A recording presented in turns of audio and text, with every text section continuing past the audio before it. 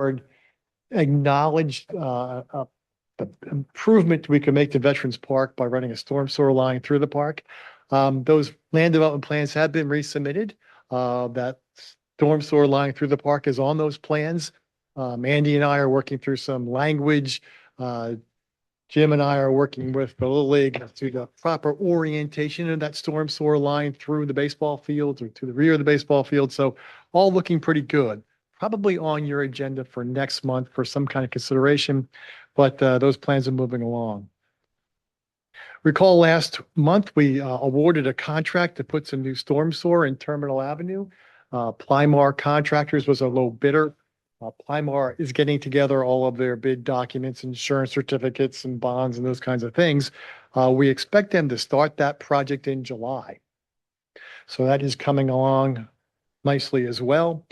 Also recall that at LaSalle High School, the board waived land development, allowing the high school to install a bathroom and a storage area down by their baseball fields.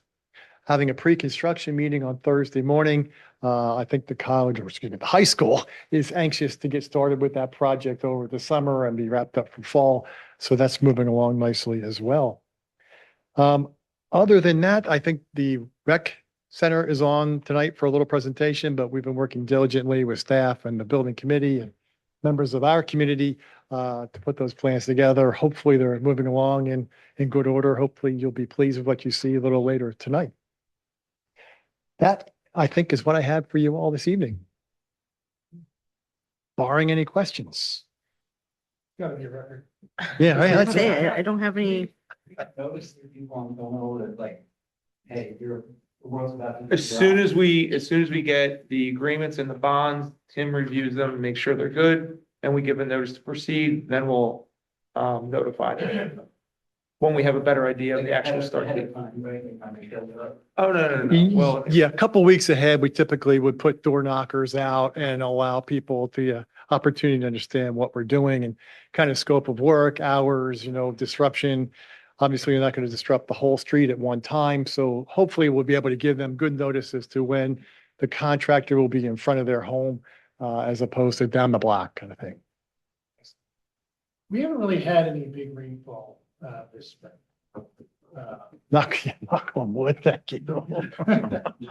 Right, blame it for that. Yeah. But do we have any indications, any new storm problems, the solutions that we've implemented the last couple of years, everything's sort of working as we know it should be? Certainly, remember we talked last month about some HOA clearing of our rain garden at Skyline Drive, working with the landscape guys, helping to improve that. But the additional volume is there.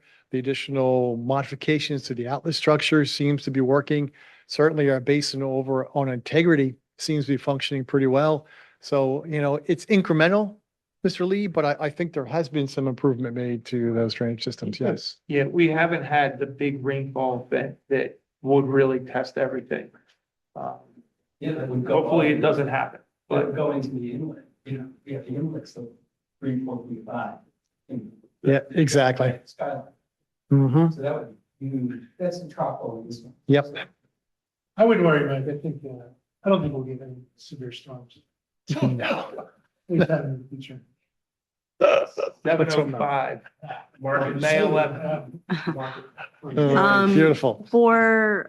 I saw talk about the town at Pennybrook, and I was curious, how far away are we from opening an official opening of Harston Woods Park? Good question. Actually, Mike and I were talking with, and Andy, with the school district about the interconnection of the walking trail that the developer owes us to go through Harston Woods. The developer is staking that trail out kind of this week, next week, planning to install that asphalt trail, next couple of months, certainly before June is their goal. For the end of June is their goal. But really need to hone in on the school district, make some determination as to whether we're going to connect to the back of their fields or avoid them. But I think Andy and Mike have been talking to the school folks about that desire or absence of desire to make Yeah, I that think there's connection. interest. I think it's a matter of just getting the agreement in a form that, the school district can live with. Yeah, it's just a matter of putting together a pedestrian, access easement agreement with the district to make the connection. Which we've done. Yeah. On the former Enfield school, so shouldn't be a hard lift. Template is in place. Yeah. Details need to be worked out, right? But yeah, the developer is anxious to do that. I guess with that being completed, I don't see any reason why we couldn't have some kind of ribbon cutting, opening of And they Harston had to Woods, do the yeah. final resurfacing of the parking lot Yeah. as well, and then. So a couple months still, but I not would think so. yeah. sometime this summer potentially. Sure. Great. Speaking of other developments, I saw that the ones on Willow Grove are pretty much wrapped up and all of their public, Yeah, we talked last products month are about getting completed. Willow Grove Avenue paved. yes. And I said something about hopefully by next meeting, Mike put a little caveat on that, said maybe, end of May, but I think they got it done. So I don't know if you've driven Willow Grove Avenue recently, but it's in much better shape today than it was 60 days ago for sure. Just for the benefit of the public, is there any more expected work, I guess, on Willow Grove Avenue? On Willow related to Grove, that no, development? not in conjunction with that project, Okay. Sue's for sure. I think those units turned out pretty well. All that streetscape is in, the front patios and hardscaping is complete. So I think they're looking like they've done most of all of what we asked of them to do. Okay, great. Does anyone have any other questions for our engineer at this time? We do have a couple items I feel that would behoove us I'm to gonna have hang you out here for a couple minutes. Okay, that's all right. Yes. And I was going to say what was on the agenda, but I know do you feel this item is something that he could speak to or? Potentially, yeah. Okay. I did say we were going to stick to the agenda items, but I think this might be a quicker item. So I just we have some residents here on a topic that's a little off agenda. I just wanted to, while our engineer's here, speak to it. I wanted to have our commissioners, Thad and Rob, speak to their trail presentation. And then I'll just mention the rec center if you have any comments, and then we'll move right into what people are here for, setting the stage. I'm going to take this one quickly, if that's all right, Mr. and Mrs. Nero. And if it's not all right, let me know. Hello, everyone. My name is Michael Nero, Anna Nero, my wife. We are residents, I guess, of Springfield Township. We live on Halls Lane, right next to the creek. We've been in front of the board before. This is probably in 2013 when Sandy, I guess, hit us. We had a major concern about the erosion of our property. And we came to the township because we noted we had talked to our neighbor across from us, who had, I guess, somewhat of a line of defense. They had, I guess, granite stone placed along their entire house, from the property, from Halls Lane to their driveway. And we had talked to them, how would we go about getting some type of protection on our side of Halls Lane, and because we didn't have anything. So at that point, we came to the township and we expressed our concern because of the erosion. And we, after, I guess, several, probably years, Probably about 2 years. they found some money to give us some type of protection. But they only gave us 75 feet of our house. And our house goes from Halls Lane all the way back to a train trestle that probably was built in the 1800s. So they only gave us part protection of our house. And since, I guess, we had the work done in 2013, we've had many storms come that way. We noticed a major concern of more erosion, more so back where this train trestle is. And to give you an idea, the train trestle probably is about 15 feet high. The waterway on Halls Lane, where the bridge, I guess, that connects it to Church Road, the waterway is probably maybe 4 feet high. So we're talking a ton of water coming through this train trestle to Halls Lane, trying to get under 4 feet of water. 10 feet maybe at the high point of this train trestle. no work has been done to this train trestle and, since I guess it probably has been constructed because the pointing is falling apart. The rocks are starting to come out the train trestle. I'm concerned it's going to collapse.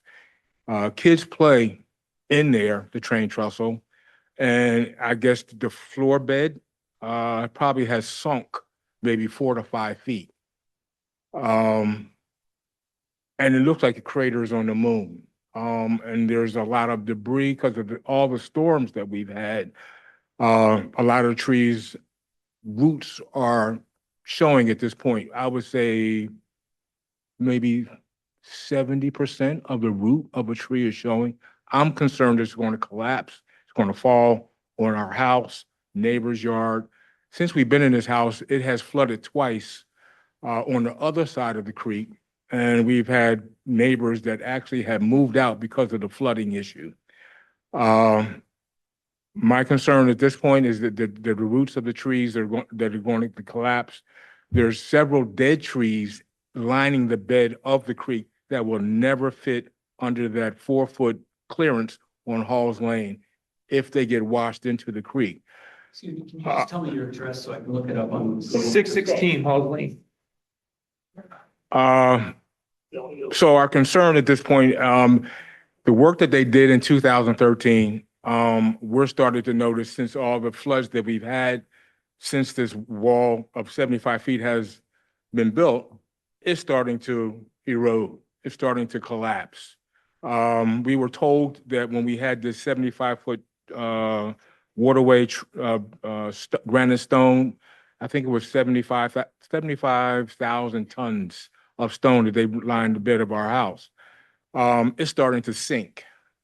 And as the further back you go where this train trestle is, it is really tearing up that corner of our house. It was not our yard. And we're really concerned about that because we have grandkids, we're retired, and we spend a lot of time in the yard. And every time, and I have videos at the time that I placed on Facebook where it's like a river when we have major storms in this area. There's no way you can walk across from one side to the other without probably getting swept into the Schuylkill. So we're concerned about the erosion on our property as well as the sinking of the job that was done in 2013. And if I may add, we had some concerns when the work was first done in 2013. I felt that the quality of the stones or whatever you want to call those things that they put to line our property for that 75 feet was not the same type of stone That was done that across the was done street. across the street. So from the start, it felt like, It was a shoddy job. yeah. We've, And we're just starting to we've, see more we- erosion. we've never had an inspector after a storm come to walk through to see what kind of damage was done. We've been there, as I said, 20 years. Never. Is the creek along the rear of your property or is it the rear of your property? Side. It goes Side. side Side. to side. Yeah, I did jinx us. Well, and I would just say, a little bit out of our normal agenda, but we have the benefit of the engineer here to be here to speak to it. So I just wanted to give you Okay. that billing so that, Tim, if you could speak to this area for the benefit of our neighbor, and perhaps we schedule the appropriate You know what? the appropriate meeting while you're here. Well, maybe not in the middle of this, but sure. Township left 2 messages. I guess for Jim, Jim anyone's, Donald. Jim Donald? Yeah.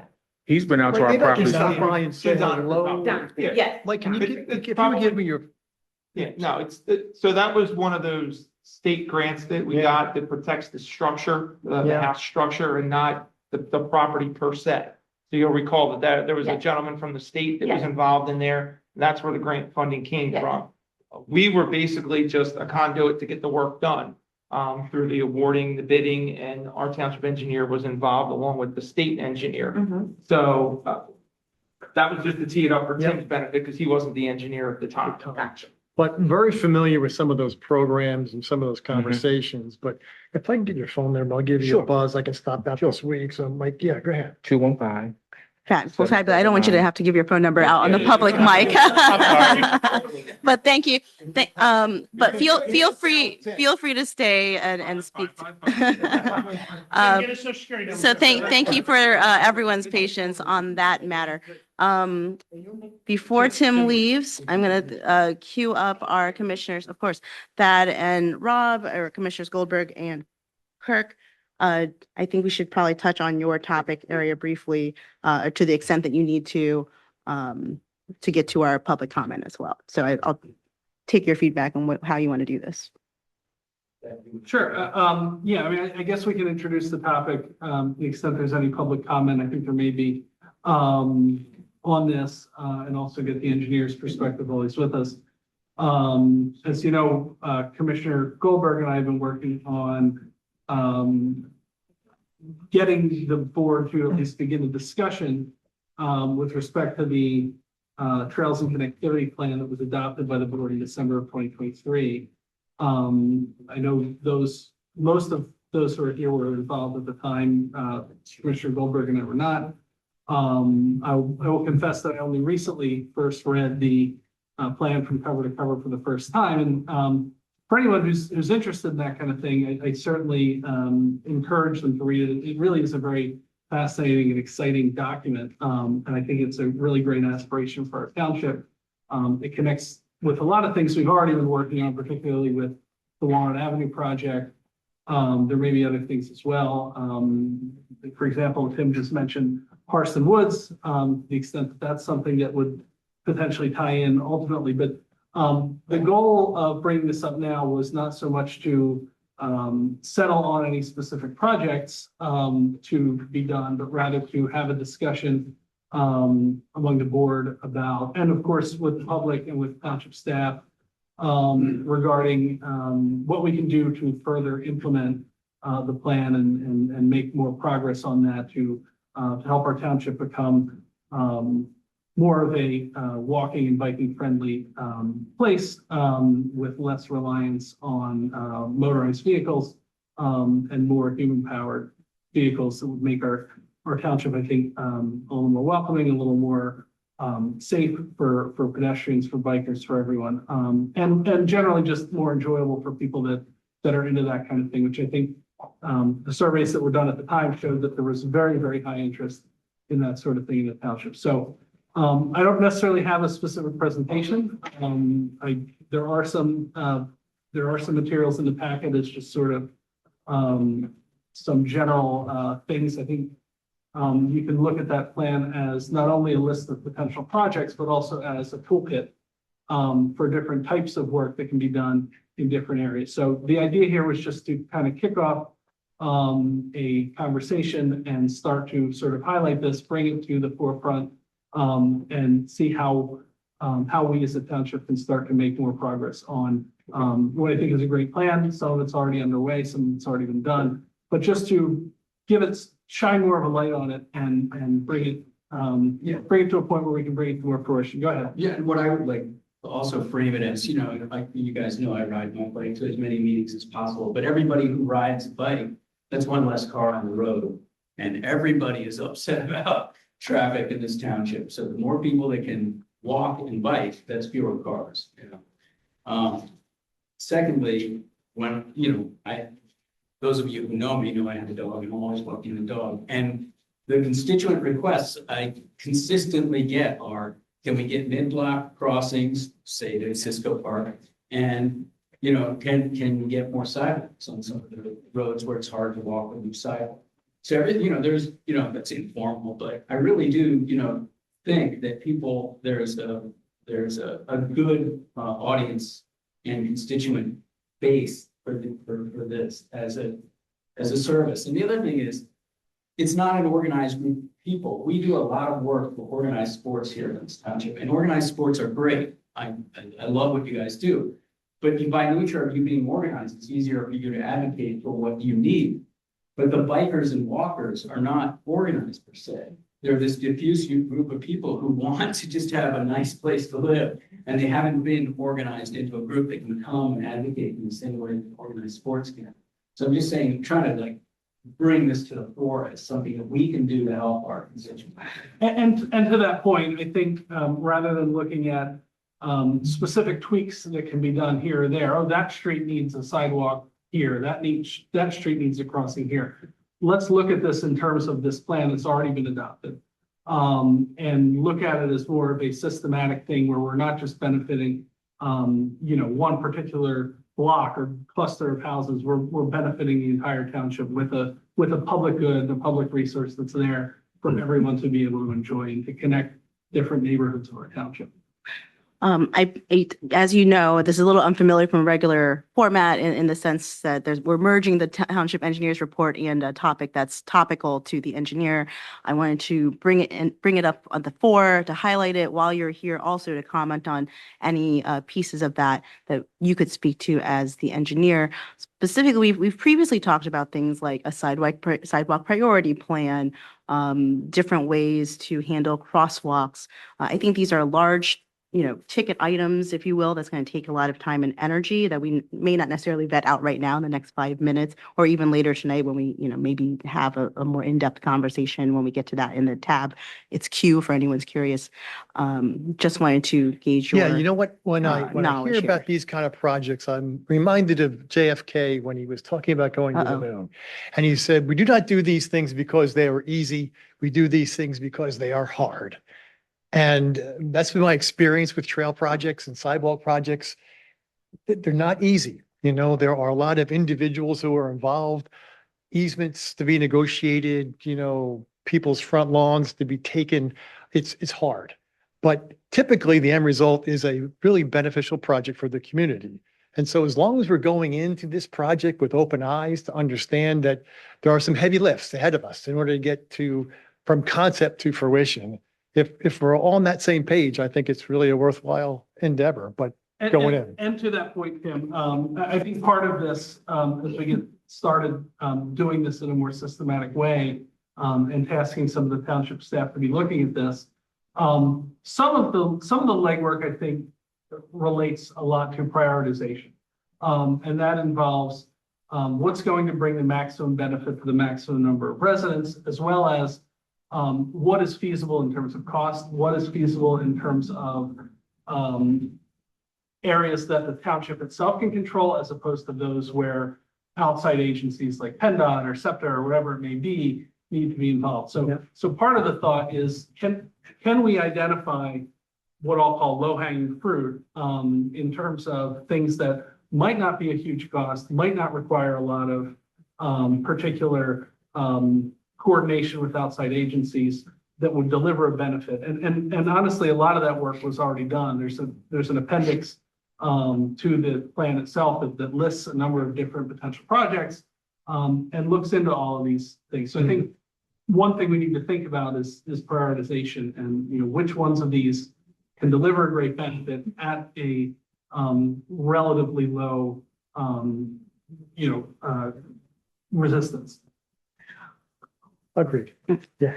I'd like to just put a pause on that, because there's going to be a time when we can look more closely at your memo, and then briefly ask the commissioners if there are any other questions for Tim regarding the rec center project, which we're also going to talk about. But again, I want to just kind of quickly touch it because we have members of the public here on other topics.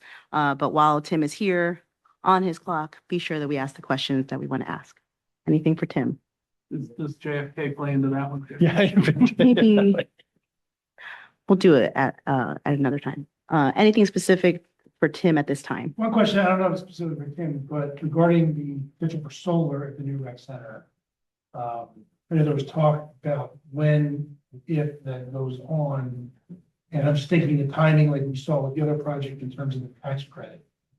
Is it possible that we can take advantage of the tax credit on that? Is that possible? So that's part of Boyle's charge right now. They're doing a construction cost and quantity estimate, and they're looking at the timeline for the project, because in order to take advantage of that 30% rebate, we have to have a fully functional and operating system by the end of 2027. Okay. So then would we have to spend money towards it in 2026 to also qualify or not? I don't believe so in 2026. I thought that with our project here, I thought we had to But there was a 2026 timeline on one aspect. That was under one of the conditions. I have to look back into one of them. There's so many different ones, like it may have been the FIAC requirements that they were talking about. It could have been 40% versus 30%. Yeah, I don't recall those Whatever it is, conversations, bunch of Mike, different- but yeah. Whatever the 2026 deadline was, may not. May not apply to that one. Okay. But Just want to we'll, make sure. we'll check it. I don't have any questions, but I would just comment that Tim's been instrumental on working on the exterior portion, obviously as our named engineer on the actual site plan, but also developing the outdoor patio area and being sure to beautify that and being sure to think about the connectivity to Laurel Beach, which is, I think, was very important in the design phase. And more to come on that. I just wanted to cue it up in case there were any direct questions for Tim, so that Tim may be dismissed accordingly and we can move on to the next stage of the meeting. All right. Have a great meeting, guys. Thanks so much, Tim. Appreciate your work and more to come on Rec Center. And thank you so much for the residents being brief on that. All right. I did forget to give the housekeeping on public comment for members of the community coming to speak. Please speak at the mic to ensure everyone here and online can receive your comments. Be sure to begin with your name and where you live in the township. And please try to keep your comments brief. So at this point, we are going to move to public comment. We have a few items that people are here for today. I'm going to start with Lacrosse, who is here bright and early. And I promised him first billing and I lied a little bit. But thank you so much for waiting. Come on over. Thanks, everybody, for your time today. Matt Herzog, 18 Terminal. I'm the vice president of our Springfield Boys Lacrosse Club. You have some slides in front of you here just to remind everybody who we are. We have, we run the Boys Lacrosse 1st through 8th program, as well as the preschool and kindergarten co-ed programs. We're housed down at Cisco, and we are a community-based program. If you're in Tab Upper N. Dublin, you can't play in Springfield if Upper Dublin has a team. And Upper Dublin obviously has a team. So that's, the goal of the Southeastern Pennsylvania Youth Lacrosse Association is to drive the game into high schools. And, they've done that over the last 20 years as a lot of our high schools have lacrosse programs now. I'm here today to ask for your permission and sort of an ongoing approval to continue the signs. Some of you who have been on the rec committee over the past couple of years notice we've come to you for yearly approvals for sponsor signs. We do about 6 to 10 small sponsor signs. We put them around Cisco from about March until Memorial Day. And that helps us fund uniforms and equipment and stuff like that. And we've been able to keep costs down pretty low since we use, the grass fields as well as the dues that we get every year. So, there's details in there about what the signs look like. You've seen them if you've been there the last 4 years. I think we've gotten approvals from the rec committee. This is the first time we're here in front of you all. And I think Mike suggested that we would kind of have this a yearly thing if that was amenable to you all. So here to answer any questions and ask for your approval. Yeah, so you have a recommendation from the Park and Rec Advisory Committee advocating or recommending that you allow the signs to continue. This suggestion and the ask is, does he need to come back every year if nothing changes? There's up to 10 of these little sponsorship boards. And then if you can get me a size of the banner that you put out there on the paper mill in Montgomery. Will do. I think we can just kind of like memorialize it in a letter that you can say, hey, I got approval on this date, as long as I don't change anything. That If you're okay with sounds that. fine to me. Anyone have any issue? Make them film on Monday evenings. I think we're, Yeah, you can still come out if you want to and hang out with us. of course. I'll be back. Thanks so much. Thank And you. I see no issue with follow up with staff, and it sounds like you can not have to come every year. Awesome. Thanks so much. Thank you. Good night. Thank you. We have a matter from softball, I believe. Yeah. All right. Could you cue that up, Mike? Sure. So Jim Murphy, our Parks and Recreation Director, received a question from a township resident as to whether the Little League organizations were permitted to utilize grills in for their concession purposes. The concession stands are all located on township parklands, and the township parklands have an ordinance and prohibition on the use of open burning, cooking, grilling, barbecues, those types of things in all the parks. Apparently, this practice has been ongoing for a number of years without incident and without any kind of issues. But Jim asked the question like, hey, can we, can they do this? There's no specific waiver or permission in the land use agreements with the Little League organizations that grants this waiver for the grilling or the use of a propane grill for that purpose. So we suggested until we get some direction from the board, asked, and they cooperated and said, yeah, we'll hold off for the weekend. Question before the board is, and we think, the intent of the ordinance or the prohibition on grilling was to keep people from just randomly bringing their own barbecue grill or little hibachi set and portable tailgate grill out to a park and then cooking, where it's not real supervised and there's no insurance or anything, versus the Little League organizations, which have a formal agreement, a hold harmless provision in there, and they provide a certificate of insurance for us. We did check with the fire marshal. He gave us a list of 6 or 7 recommendations that he would ask that be incorporated into any kind of a waiver if the board saw fit to do so. You have those recommendations in here. It's basically NFPA recommendations. And so the question before the board is, do you want to grant a waiver so that the 2 Little League organizations can continue to cook hamburgers and hot dogs for people on a weeknight, and during the season?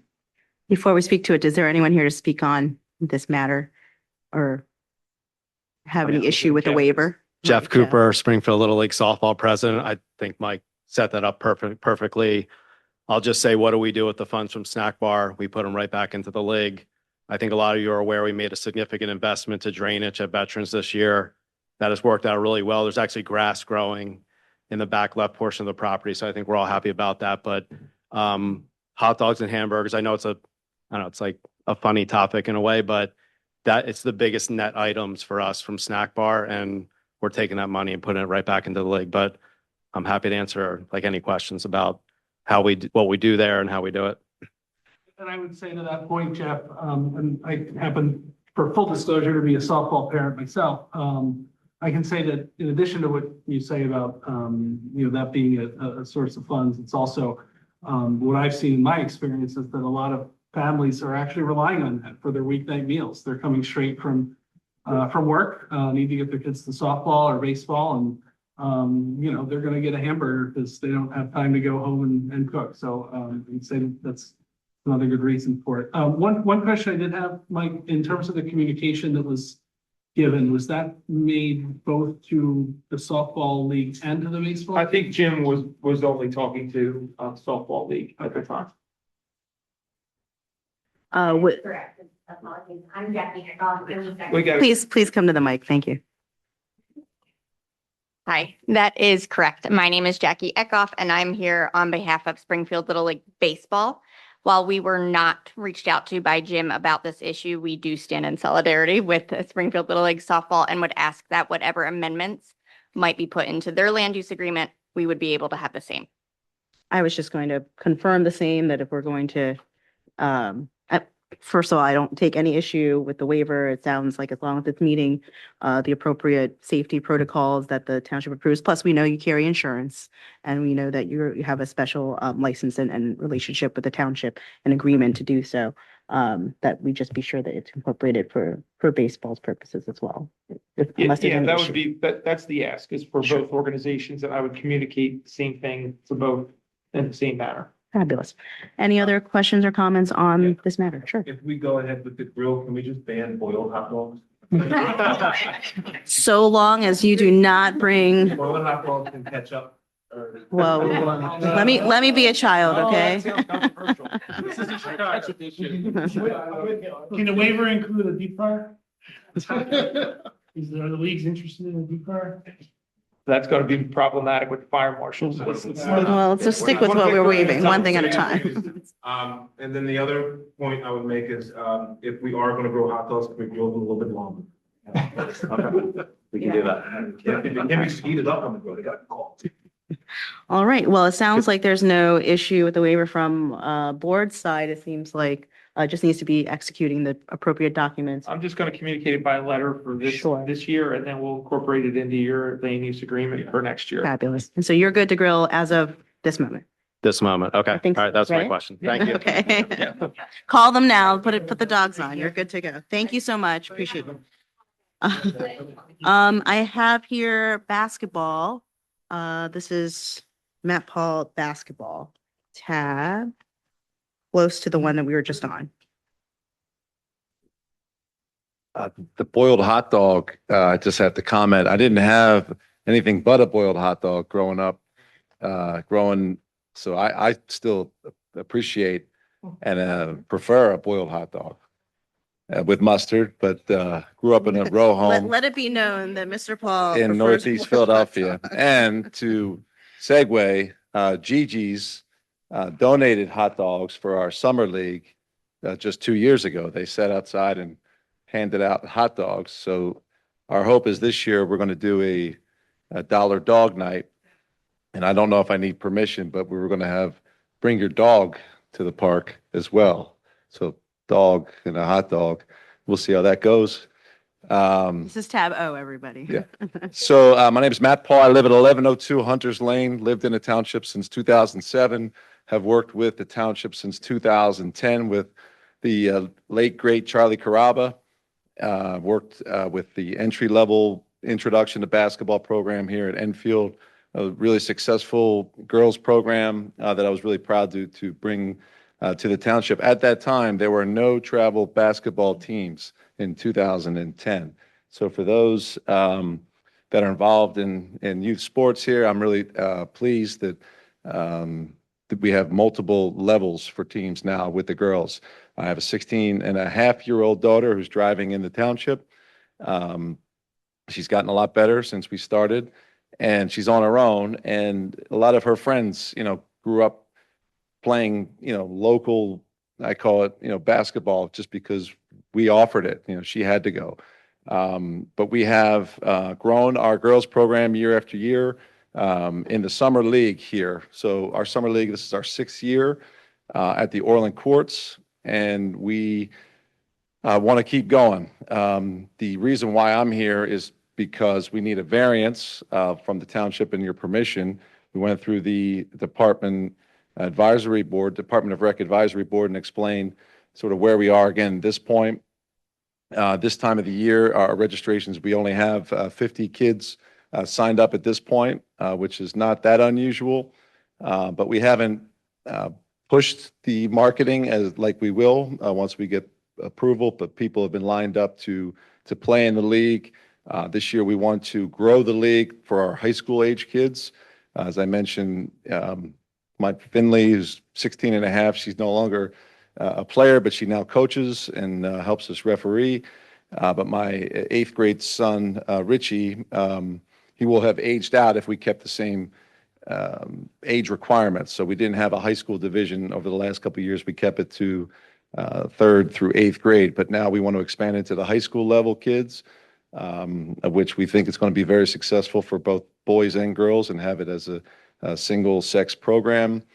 And I've even been asked for those that are between 17 and 21, for them to be allowed to play like they used to have a men's league at the Orland Courts. It used to be very successful when there were 3 courts. I hadn't seen it, but give credit to Dave Peak, who told me you should bring the Orland Summer League back. So we did in 2001 under the Next Play basketball brand, and hoping to bring it back under the aforementioned Matt Paul basketball brand, if that rings a bell. So we're excited about it. We have the Orland Pizza is supporting us. We bring anywhere from 150 to 180 people to the township who are not township residents. We have roughly 32% that are township residents who, some walk to the courts, some bike to the courts. And we want to grow the Orland area, the downtown area. So Joey's Ice Cream is a sponsor. We give out an ice cream player of the game. The Halligans, if you make a half-court shot after the game, you get a free milkshake. Joe churns the ice cream before he makes it. So we're trying to keep it fun and light. It's competitive. We don't keep score a lot of the times.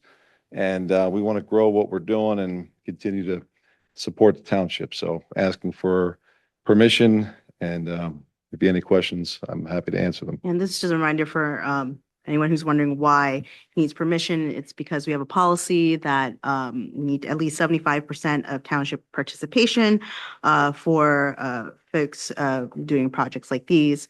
And at this point, or in past years, it's been declining the number of percentage of residents as a percentage of participants. And we'd like to reach 75%, but there's obviously been reasons why you can't achieve 75%. It used to be 44% in 2021, has now come down to 28% or 29% in 2025. I don't see that as a reason to pause, in my opinion. I think it's a unique program that may not necessarily need to fit the bill for this purpose. But I'll see my commissioners if they have any other questions or queries.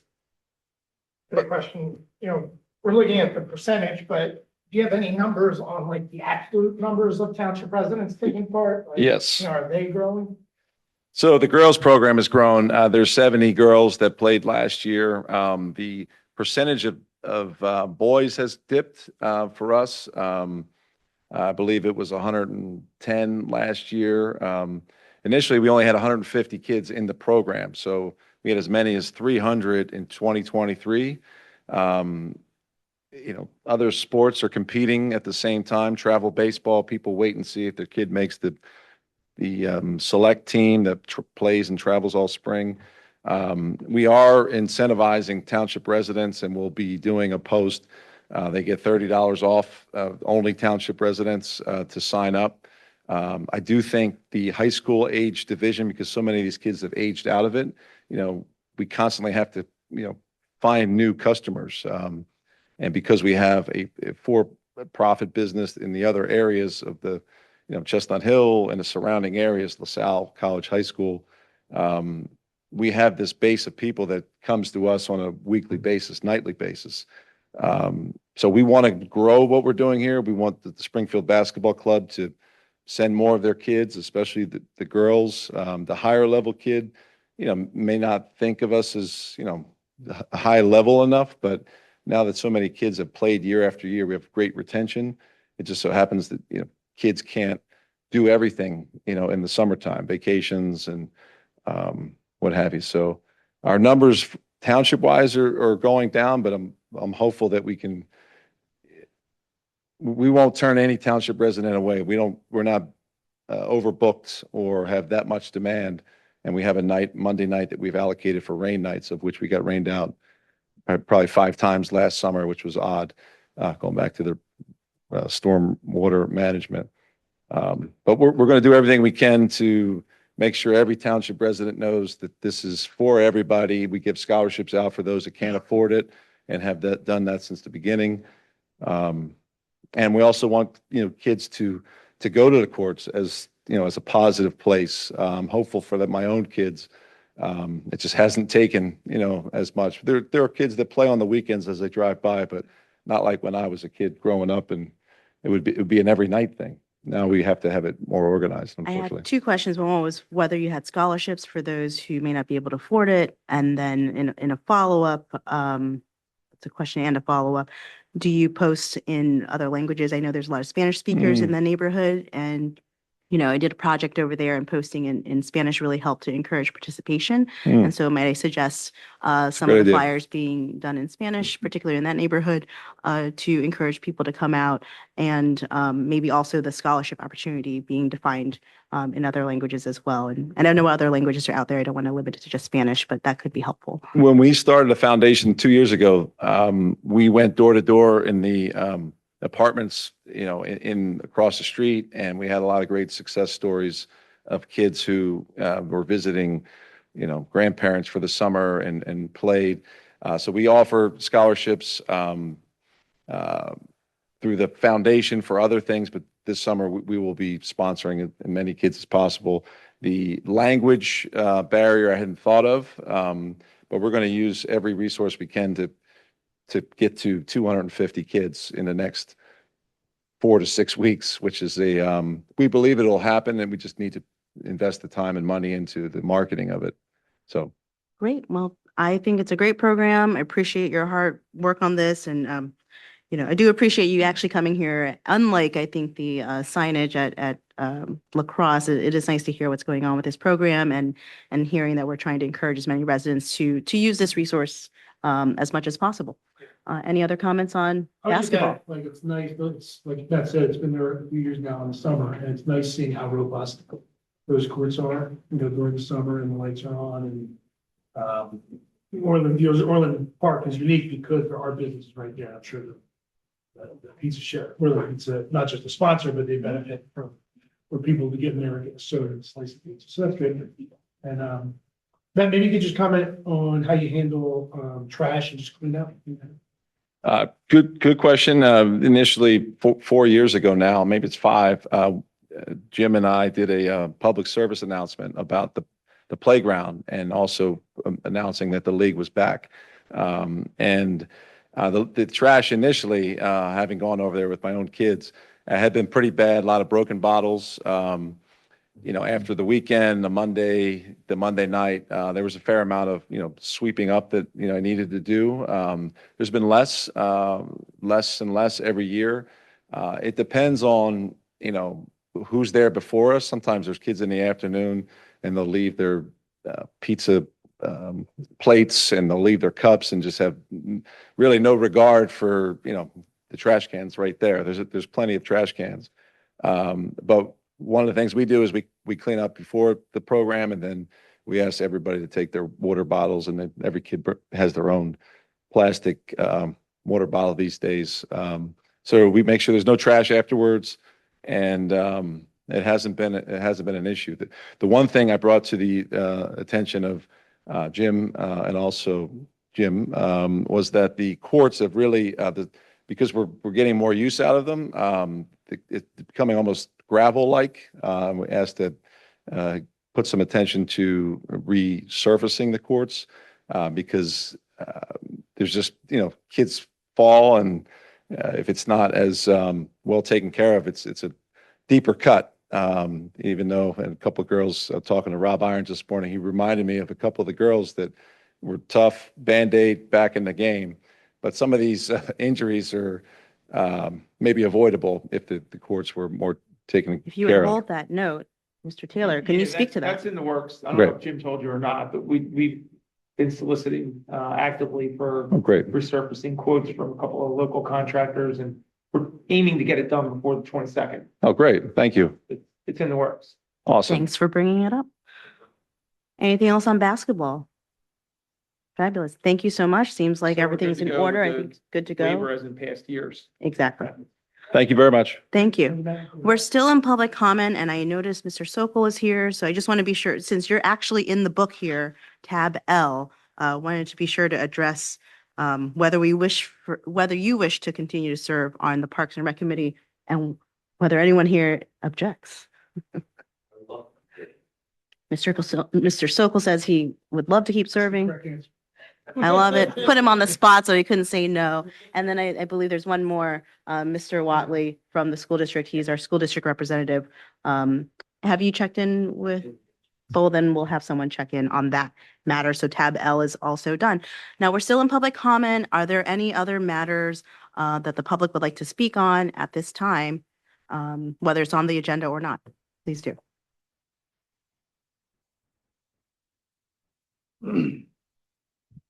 Hi, I'll lower this.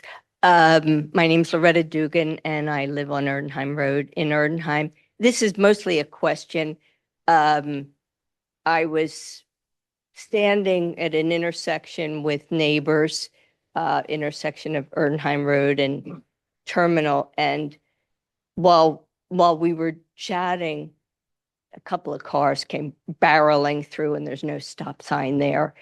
anyway, I promised to come and just find out and inquire what, what it would take or how to ask, whether, my neighbor said, who lives closer to that intersection, how many times she sees kids on their scooters and their e-bikes. And just with all the delivery,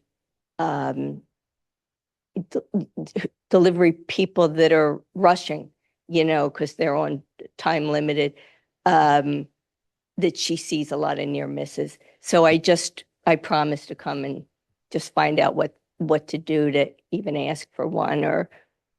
So is the request for a stop sign It's- on Erdenheim or on Terminal?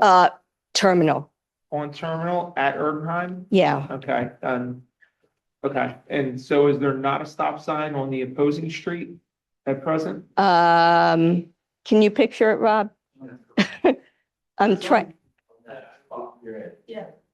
So we're talking about Terminal. Erdenheim, it's, well, there's none. No, there's no, right, there are no stop signs there at that. It's a Well, Y. T is an implied stop sign. Yeah, if there's a T, it's an implied stop sign No, for, it's not a T, it's a Y. Y. Oh, it's the Y. Terminal, Erdenheim, moves around, yeah. You still got the map, you'll see it's. So I'm not talking where there's the Y, I'm talking, yeah, the corner, Talking about. like Masterson, Masters. yes, yeah. Masters. But there's not a stop sign there at the end of your block, right? Right, So there's nothing on Terminal and there's nothing on Erdenheim, you're Right. saying? right. Present. All right, well, we'll have traffic safety evaluated. Oh, that'd be great. Thank I'll you let so my much. neighbors know. Thanks so much. We And will be I speaking am about Terminal thrilled to briefly. make it more walkable. So thank you. I love Thank that you. idea. We will be speaking about Terminal briefly. And so is there any more public comment before we go right into our book? Make one comment. Sure. People don't realize that people cut through our neighborhood to not go down to the pike. So they turn right on Terminal, they line up and then they go left onto Erdenheim and then they go out to the pike. So yeah, there's a fair amount of people kind of zooming through different parts of the neighborhood before that. Yeah. Rob, just quick question, about that. I'm not familiar with that particular neighborhood. You are, you live around there. I'm just looking at a map. It looks like Erdenheim and Terminal actually intersect in two different places. Yeah. Which one are we The talking upper about? one, the one farther in. The one where it's a four-way? Yeah. Okay, okay. Hello. Hi. Can you hear me? Sure. Okay, I'm Michelle Dornick. I live on 313 Orland Mill Road, across from the Henry Chiramonte Playground. And I was just coming to talk about the sidewalks that Thad brought up. And I just wanted to say something really quickly. So I wanted to request consideration for sidewalks along our street, particularly near the playground and residential areas. Our street specifically has been experiencing heavy traffic during school hours, and my kids wait for the bus there and get off the bus there after school, and are constantly going back and forth across the street to the playground. So with the heavy traffic during school hours and commuting times, there are no sidewalks or protected pedestrian areas. Families, children, and residents are often forced to walk along the roadway, on the shoulder, or on the grass in front of our house. It creates an ongoing safety concern, especially for young children, parents with strollers, and elderly residents in the neighborhood. And with increasing traffic volume, we think pedestrian infrastructure is becoming necessary to help prevent accidents and improve accessibility for everyone in our neighborhood, and also amongst the whole township, because I think that it's great that the township has committed to putting in more sidewalks, because I also am a walker and a biker. So I would love to have that for myself and for my children, as well as all of their friends. So it would just provide a safer connection between homes, recreational spaces, like the new park, I think that's going in on Walnut as well, and nearby streets, while improving walkability and quality of life within the community. And that's all I wanted to say. Are you talking about this side of Orland Mill on the park side, right? I guess Yeah, but any side would be great. I just would really like a sidewalk. Thank you. I would just add that area has certainly been brought up before, that we've talked about it in conjunction with the trail and connectivity plan. Certainly that's highlighted in the plan. And so it's not out of sight or mind, it's neither out of sight nor out of mind. And so I appreciate you bringing it to our attention. I will note that what the engineer said is probably important to note is there is a heavy potential lift when we're talking about sidewalks in particular. And maybe there's other ways and other thoughts we haven't gotten through. And hopefully by reprioritizing the prioritization of trails and connectivity, we can, potentially prioritize that area. I know it's a well-known problem. It is, and thank you for your comments. Oh, geez. Yeah, should not do that. Sorry. Thank you. No, it is a well-known problematic area, at least in terms of perception, if not in terms of actual issues. That is an area that people do like to cut through quite a bit. I would say it's pretty common for people to treat Orland Mill Road like a bit of a freeway, which is a problem when you've got the Caramonte Children's Park there that's eventually going to tie into the former tank car site and the park that's going in there. As well as the fact that you have an awkward intersection at Burton Road and Orland Mill Road that is not a 90-degree intersection. It can be tough to see around there. I think perhaps while we're looking at the trails and connectivity plan and how that might affect that area, it may also be worthwhile to do a traffic safety study around that area as well, particularly at that intersection, which is a two-way stop for Burton and Orland Avenues, but not for Orland Mill Road. And perhaps that could assist with some traffic calming around there as well. So Have we looked into that area pretty recently, I It's been feel? looked at multiple Times, and it but pretty doesn't recently. need any warrants for a stop sign. Right. That would be an all-way stop configuration. yeah, I mean, it is an awkward, not 90-degree intersection. And again, with the lack of sidewalks and with the park there, it may be something to think about. Hi, The Mr. other Piermont. notion is this notion of greenways that we Yeah. need to kind of afford, which is bump outs at intersections that kind of create the impression that this is a place where people walk and it narrows the road and makes it just psychologically makes the driver slow down. And you can sharing arrows are criticized a lot by the biking community, but I'll take what I can get because it also kind of says, share the road. This is not a freeway. It's good, but now this section is pretty narrow, so probably not a good candidate for green. Bump outs, but But you notice. yeah, like Longfield was one of the ones that you mentioned. I'm Matt Tremonti. I'm on Orland Mill Road as well, right across from the park. It's fully supportive of walking solutions and the park initiative, but that's what I wanted to second is that there's 2 bus stops there now, in the morning and traffic calming. I understand there's been significant reviews of this spot before. They have the speedometer that's posted. Anecdotal, I could tell you how many people I see going well beyond 30 miles an hour every morning with 2 buses on that area. It's a significant safety concern at this moment with the amount of children on that street. So appreciate any additional attention to it at this moment right now, with full support of the park and walkable solutions for the area. So thank you. Thank you. Could we have, as the school plans their bus routes for the incoming school year, have our officers maybe meet with the school to kind of look at some of these intersections of concern, or perhaps there are a couple that they have on their mind, just to sort of follow up on this matter or any other areas where buses. Yeah, so I have mean, I issues. think they planned their bus routes based upon where the kids actually live, and the stops are placed where they're going to serve the most benefit. So the kids have the shortest walk, or at least the majority of them have the shortest walk. And I know they generally try and stay off of a lot of the neighborhood streets, both to keep the big buses off of those streets and also for efficiency. They like to keep them on as many main routes as possible. So, I mean, we can meet with them. At the end of the day, I think they're going to put the stops where they need to put the stops, though. Understandable. Worth a query. Like, ask you a question about sidewalks. if you're on a block without sidewalks, if any homeowner has sidewalks, they want, even if they're adjacent neighbors, do not have sidewalks. They can, they just need to clear it with the township, and the township engineer. Then only the knee-jerk, unpopular answer to adding sidewalks is that homeowners are responsible for their own sidewalks. In fact, townships can compel homeowners to add sidewalks if they have them. We generally don't do that because they're expensive. Sidewalks are very expensive, whoever does it. In the grand scheme of things, I think it's great for us to think about where they can be added.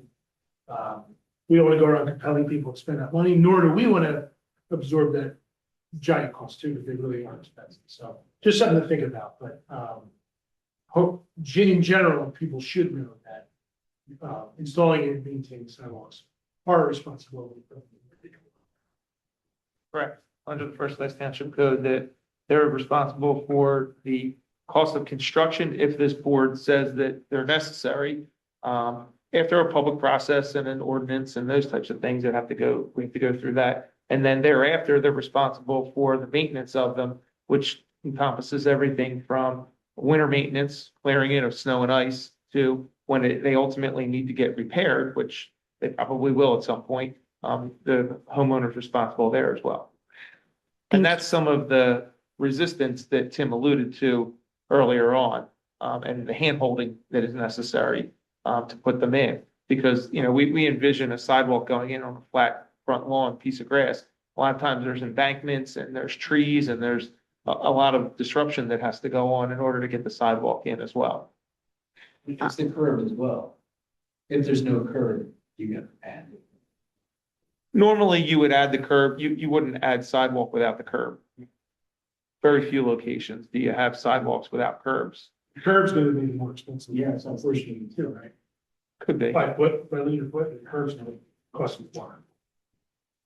Well, I appreciate us giving the opportunity to touch sidewalks again. We will touch it again soon. At this time, we have scheduled 2 interviews, one at 8 and 8:15 respectively. Unless we have any other further public comment, it does not look like we do. I'm going to take a pause to go to these interviews. When we come back, I would like to move up our rec center discussion, just because that may be of more interest that you don't want to stay until 10 p.m. for.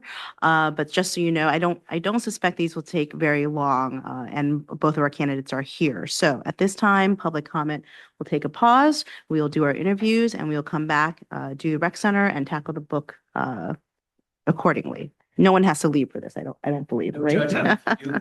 So first we have Beth Zalaski. Did I pronounce that right? For our EAC position, and please come to the front. It is public. It's kind of awkward sometimes, but and everyone, you're welcome to stay. But don't feel like you have to stay. All right. Beth, you are here to Sit down if you want to be more comfortable. Oh, join us. it's fine. Are you sure? It's fine. I've been sitting for an hour, so I can stay on. Feel like Just you're say gonna which start position signing you're banners. I know. You can if you want. Well, no. You don't want to hear me sing. No, I'm not a singer. No, I am not a singer. All right. We are presently looking for a voting member of the Environmental Advisory Commission. And Beth, you're here to apply. Thank you so much. I know you've been really active with Friends of Mermaid and so on.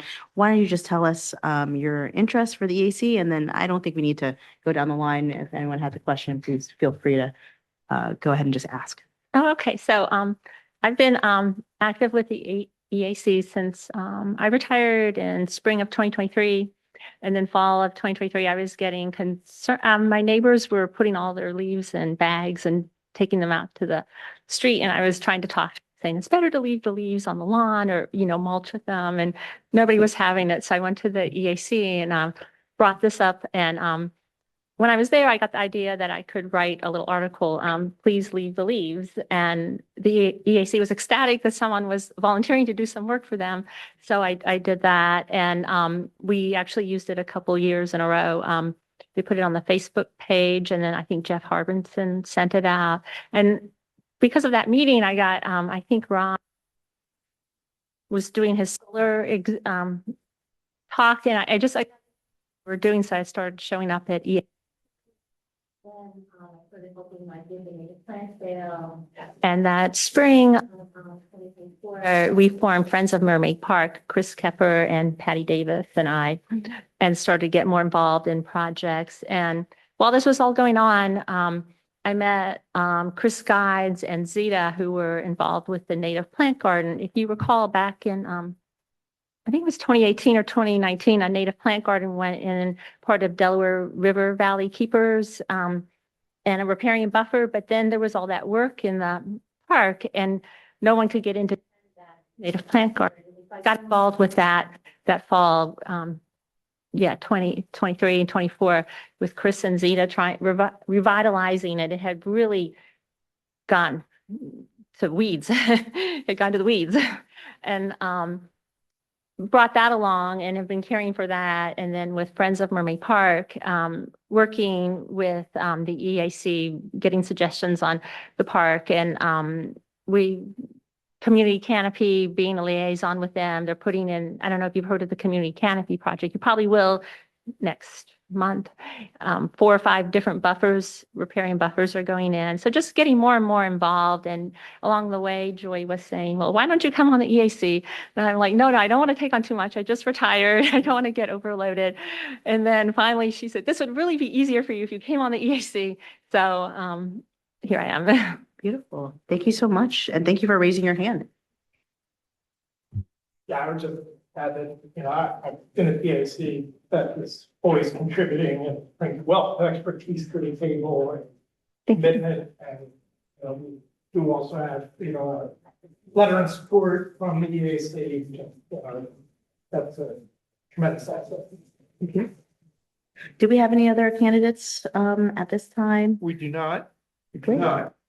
My usual question is, do you have a problem attending the meetings? But you've been attending the meetings, so. No, I've been for most of the meetings except for when I've been on vacation. No, the meetings are fine. Well, I think this is a great opportunity to add someone who's already contributing and obviously will contribute even further. And I want to take note a deep cut that she previously taught calculus and differential calculus specifically. And I know the EAC loves their numbers. And so this is going to work out beautifully, I think. I can't imagine the level of sophisticated work that you've done in your career. Thank you. It makes my brain hurt. But I appreciate so much, what you do with your time now and what you probably always missed, in the love of nature and all that stuff. So I really appreciate it. Thank you. It's time to give back. Thank you so much for doing so. And you will hear from us as soon as Wednesday, after Wednesday. Okay, great. All Thank you. right. Wonderful. Well, I did because I guess I had 2 questions. What are your main ecological and environmental concerns for the township? If you have any, I don't know if you have any, or if you just solve people's problems as they bring them to you. I don't know if you.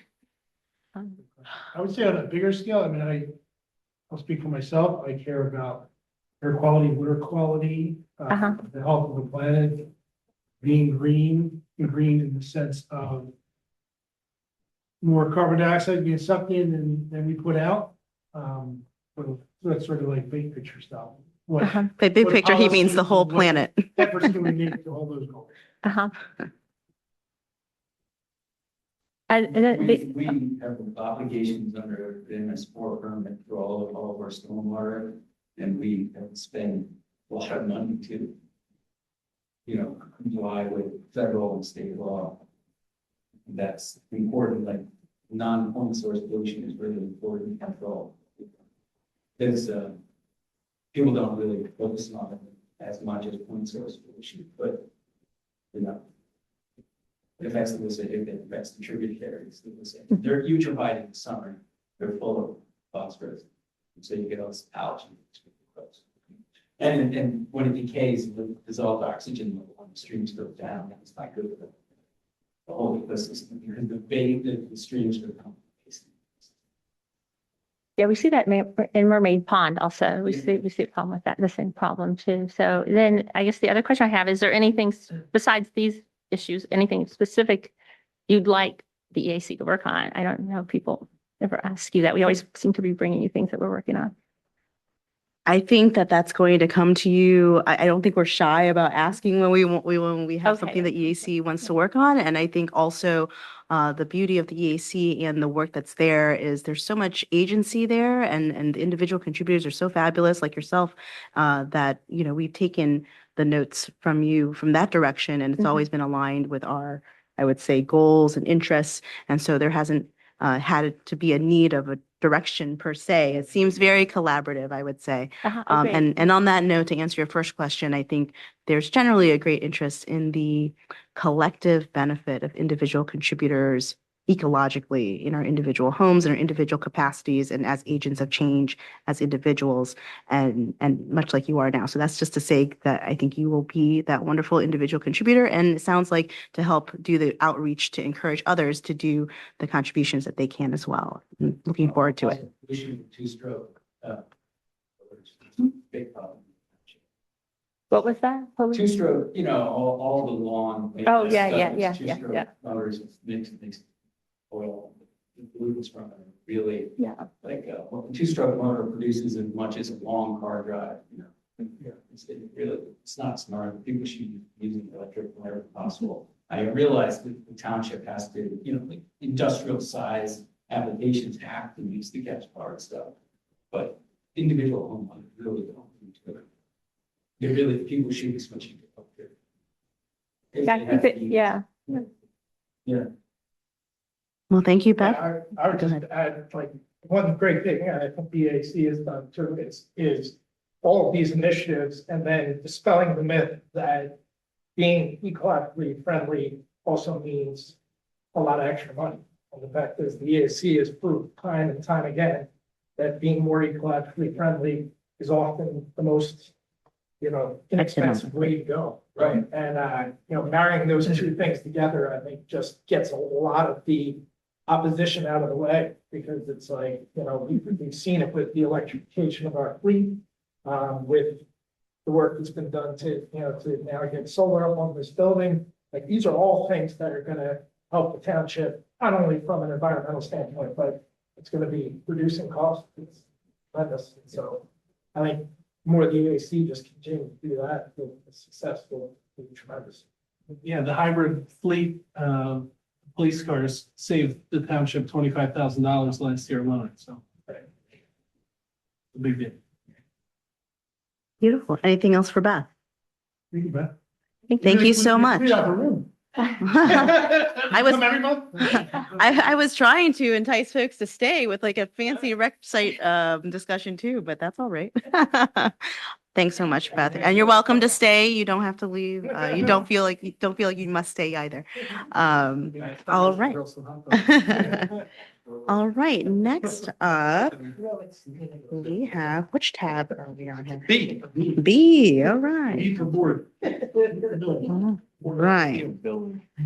We have Timothy O'Kane of Winmore. To the floor, please. Timothy is here to apply for the Building Code Board of Appeals position. Just a reminder that we did have someone serving who recently moved out of the township. And so we wanted to make a best effort to seek someone else to fill this position who is within the township. And Timothy has raised his hand. I would just, again, same as before, we'll just let you introduce yourself and your interests and frankly, your knowledge of the Building Code Board of Appeals, which I think is a little less familiar to people than maybe the EAC or Parks and Rec Committee, what your knowledge is and your interests and your background for it. And then we'll, again, informally throw it out to fellow commissioners for any questions. Thank you so much for coming. Sure. Thank you for having me. Tim O'Kane, 5 Shepherd's Way, resident for about 3.5 years now. I am an architect, registered architect. I work for a firm that mainly does K-12 education. I also adjunct professor at Thomas Jefferson University. And when I saw the Facebook post for the opening, I thought, architecture is my passion in my life. So I thought it'd be a good way to serve the community. I take a lot of pride in wherever I call home. So yeah, I thought that might be a good fit. Wonderful. Have you served, well, I guess, have you ever appeared before a building code board of appeals? No, not building code of appeals. I'm working on a project now in the office that might have to go to that township's board of appeals, but no, I haven't had any firsthand experience with them.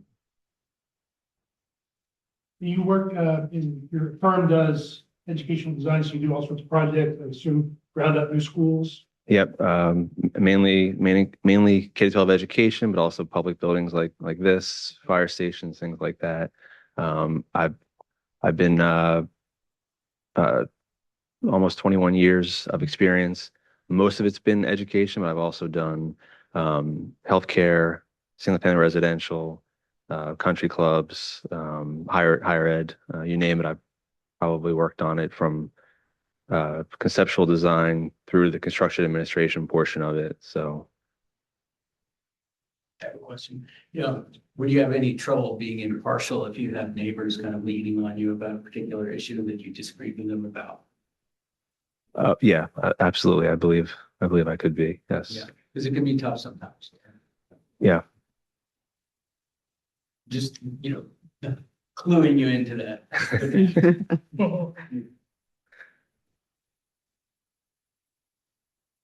Well, I don't have too many other questions. As far as your background, clearly you have a background in architecture that we need, and you have an interest in serving the community, which I think is really important, and I'm so glad you mentioned that. Mike, do you have any questions for this very specific position? You alluded to, you're working on a project right now that may have to appear before a building code board of appeals. Maybe tell us a little bit about what that appeal might involve. Yeah, it's a high school that they're tearing down an existing wing and building a huge addition. And the existing gymnasium, there'll be a brand new gymnasium as part of the addition, but the existing gymnasium is going to remain and become an aux gym at the end of the project. During the 3-year phased construction, the school wants to continue to use the gym, which abuts where the construction zone is going to be. So proposing ways to on a game night to safely have additional means of egress and safely get people out, whether that's fire watch, barricades, things like that. So the authority having jurisdiction wasn't comfortable making that decision, and they said that's something that's going to have to go to the Board of Appeals. So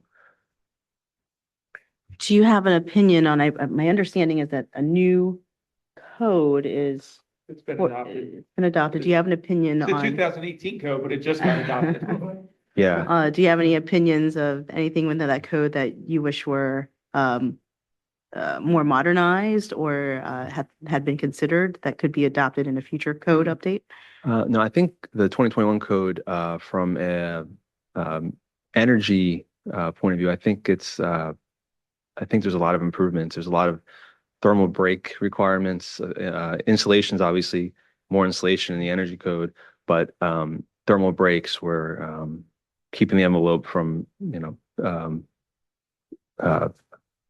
steel and things that support your exterior envelope from sticking out and causing thermal bridging. So that's one of the biggest changes we've seen is on the energy side of it, which is all good things. It's better for the building envelope, better for the inhabitants of the building, better from a energy consumption point of view. So that's what we're seeing mostly so far as we're just getting into projects that are just using 2021. So there's that grace period right now where we're still working in 2018, but we're using some of the better things in 2021, even though we don't have to yet on some projects. So Was 2021 adopted? yeah, I think that's the one that just got adopted. We had been under 18 up until. I believe July. I think July is the grace period as it ends. If you've had a contract signed that you can still work under it if you get your permit by then. All right. Thank you for stepping up. Sure. I did have a question about like meeting nights or things like that. So they meet as needed. Okay. And to be quite honest with you, like we have very rarely had to convene the Board of Appeals, but we need to have them ready to go in case we do have something that comes up. Okay. So most of the time when a conflict in the code arises, the designer will just pivot and address the issue and change the design. Now, there's occasions when they can't do it, and then that's when the Board of Appeals will come in. Okay. And most recently, we had to have a matter go, and it was a school project, and it was bathroom related and related to the code. And that's what went before the Board of Appeals. Yeah, they ultimately withdrew the application, Mhm. because they knew that the 2021 code would be coming online at some point. It would be valid by the time that the project got completed, Right. so they're gonna construct it. And then at the end, after the code's adopted, they'll put it in the way that they want it to be. Well, again, thank you so much. You shall be hearing from us after Wednesday. And just appreciate you raising your hand and sharing your background and expertise today. Thank you. Thank you. I appreciate you. Again, don't feel you have to leave just because you concluded your portion. We're going to, and you also don't feel like you have to stay. I feel like every single time I have to add this caveat. You have to stay. I'm sorry. Well, I mean, so at this point, I was going to say if there's any further public comment, I will receive it. Does not look like there is anyone here. So we're going to go ahead and go right into, ahead of going to the book, sorry, I should say, I wanted to move up the rec center tab, which is tab P. So that for those who might take an interest in the rec center, we don't have that later in the evening. And Craig has pulled up, which document is this, Craig? That's cover page there. Okay. Brought up the plans. Mike, would you like to queue up the rec center project and its station today? Sure. So the rec center project is progressing along nicely. We're at the conclusion of the design development phase, which ended on April 30th. So what you see here is the cover page of I think it's like a 56-page plan set that includes floor plans, elevations, there's some materials, carpeting, exterior siding material, those kinds of things that are submitted for review and hopefully approval.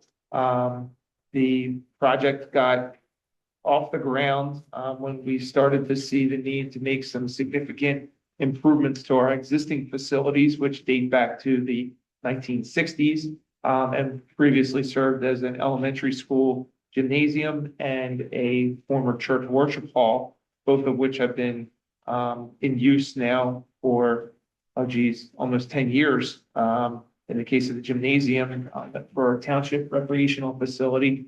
And, we took a look at these facilities and they're imperfect for what we want to do with them. They're better than nothing. But before we continue to spend a lot of money to keep them in service, which was going to be pretty costly, the thought was, let's do a master plan and find out whether we should take down one of the buildings, add on to another one and totally refurbish it, or do we take down all the buildings and redo everything all at once? So the committee that was formed by the board to study this, which is composed of township residents, landed on, it seems to be more feasible for us to knock everything down and try and build one new purpose-built facility so that we can put it in such a location that we can maximize the available parking and the site, be kinder, gentler to our neighbors, those types of things. So that was when the board decided to award a contract to MKSD Architects to go through the design development phase, which is where we are. The next phase after the construction managers assign a construction cost and quantity to the current design is to go into construction documents. But that'll only happen once this board is okay with the budget estimate that we got. I should say that one of the earlier, renditions of the building was a much larger facility, probably 21 to 22,000 square feet in size, 2 stories. But it also carried a rather hefty price tag with it. And trying to be a little bit fiscally responsible, the board said, what do we need, versus what do we want? So we toured a recently completed recreation center in Doylestown Township that looks very similar to what is before the board now. And it seems like it would meet our needs very nicely. It includes two large multipurpose rooms and one large gymnasium. The gymnasium can be oriented so that you can run games in a half court width, I'll call it, although it's still a substantially large floor. And we can run pickleball and all kinds of other programs in the gymnasium as well. And then the multipurpose rooms will be used in much the same way that we're utilizing the former worship hall right now for activities like yoga, jujitsu, martial arts programs. There's other arts and crafts and gaming programs that we run in there as well. And any number of other programs that could go on. So the building is approximately 15 to 16,000 square feet, somewhere in that area. We have parking for 78 cars on site, which is dramatically more than what we have at present. The current facility, we found we can really only run one event at a time or have one of the two buildings in use at a time because we just don't have enough parking on site because of the wonky layout that we have. So that's, think a summary of it. Jim, you've been I think part of that's this video. Numbers on the timeline and the total cost and the grants versus bonds, just for the benefit of the. Yeah, so we have a RACP appropriation, but the RACP program is a little funky in the way that the state awards the actual dollars. We have an appropriation, but we have to submit an application to actually get it funded through a budget. And we have to wait for the state to open that up, but that's in the amount of $5 million. We've also submitted applications to our Congresswoman Madeline Dean's office and our two U.S. senators to try and get a fiscal appropriation request in a similar amount from the federal government. We don't know where that'll go at this point, but that's submitted out there. There are other state programs that we can certainly apply to. Our current budget, working budget, I'll call it, is about $13 million. But we fully expect that to come down now that we've made some decisions about materials and finishes and some of the extras that, were kind of contemplated in that preliminary budget, which is very, very conservative. We also have the benefit of some recent construction contracts that were awarded, specifically with Payne Township, which designed a much larger building, and they came in at $10 million. So we're hopeful that we can get below that $10 million number with our building. We do have some demolition that they didn't have to encounter, but we're hopeful that we'll get a pretty decent number. As far as timeline is concerned, if we move right into the construction documents phase within the next month or so, we could feasibly be at a point where the board can make a decision whether they want to go to bid this project or not by the end of this year. We have an architect in the room. Would you like to see these? If you're curious, they're right here. They're also about They're also available online, but our since I website- have a paper document. Scenario would be open year 2028 for sure. Like at the quickest scenario. It's nice to have the, Sure. the elevator pitch ready. Yep. I was gonna say if everything moves with no unexpected challenges, to break ground by spring of next year. Yeah, potentially earlier. If depending upon how quickly the board may ultimately want to proceed, you may make a decision where you want to demolish the existing structures before you award the bid for the construction of the project. And that'll pick up some time for them to get into the ground and start building, get the pad set and get the new building built beforehand, a little bit sooner than the spring, and that's again, anticipating winter, weather would have some delays. Again, that's all part of the construction manager's task. And they're focused right now on the construction cost and quantity estimate. Once we have that number, and if the board's comfortable with the numbers that come back, we can start talking about timing and accelerating those kinds of things. But certainly, Q1 2028 is the target for opening. And as Jim alluded to earlier, we are designing the building to accommodate solar panels on the building, meaning that it's prepped and ready for it. but the actual panels themselves will be an alternate that we envision in the construction document, so that if it's feasible and, cost effective, we'll do it right away. And if we want to rely on that 30% Federal Investment Reduction Act or Inflation Reduction Act rebate, I believe we have to have a finished and working system by the end of 2027. That was one question I had, that with Spots Brothers sort of being availed to us at this time as contractors, is there any, I don't know, synergy or opportunity to get their insight on this project as well? You can. They're an interesting group. If you've got an extra hour to kill in your day, Steve Spots will talk to you all day long about Great. solar power. Fabulous. But yeah, I think he would be willing to give us, and we have Ron Celentano from Celentano Energy Solutions, is the Winmore resident, and he's more than happy to talk about it as well. I just wonder if there's any value in just because there is someone here and ready to go, and that was a back and forth at the committee level of how to manage the solar question, if you will, and if there's an opportunity to, since all the players are presently here working on it above us as we speak, it'd be nice to be sure to touch on that.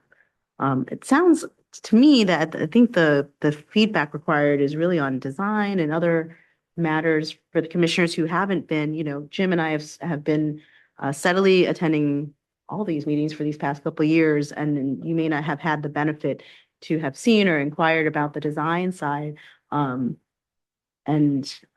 Without belaboring the details, and obviously you have them in your notebook, I just want to be sure if there's any other design matters. I think that's going to help the construction. I know that will help feed the construction manager's documentation so that we can make those financial decisions, which I don't want to put the cart before the horse on the financial decisions until we get those numbers and have a better understanding and give you staff time to appropriately digest the possibilities.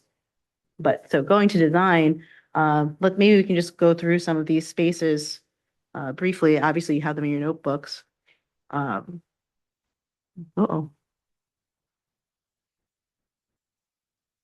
it's pretty straightforward. The exterior, I think, was attempting to match the exterior of these structures. A lot of discussion about parking, obviously as many green islands as we can in the parking areas.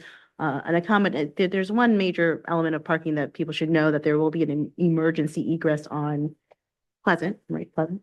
It'll go out to Pleasant. Yeah. Pleasant. Craig, you want to skip forward to the next one? I'm looking for the exterior. Yeah, Well, here's a it's site like- plan.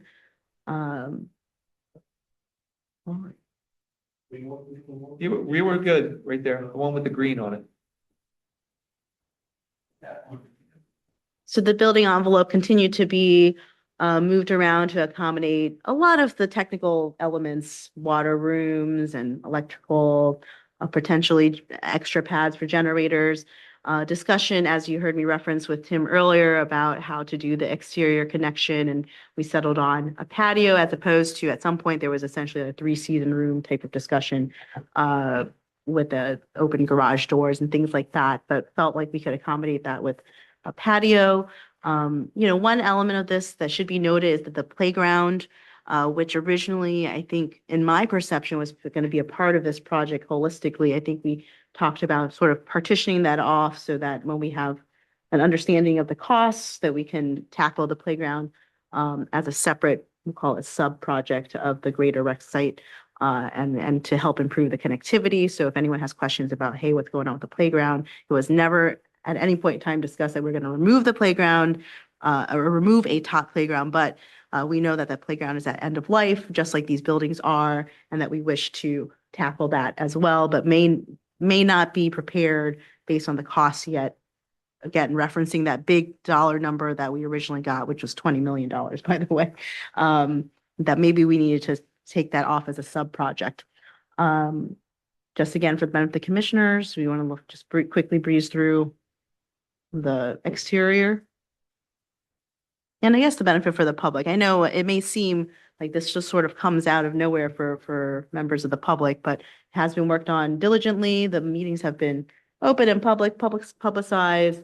And we've landed on, I think, a fairly simple and pragmatic structure of just 2 rooms and gym museum.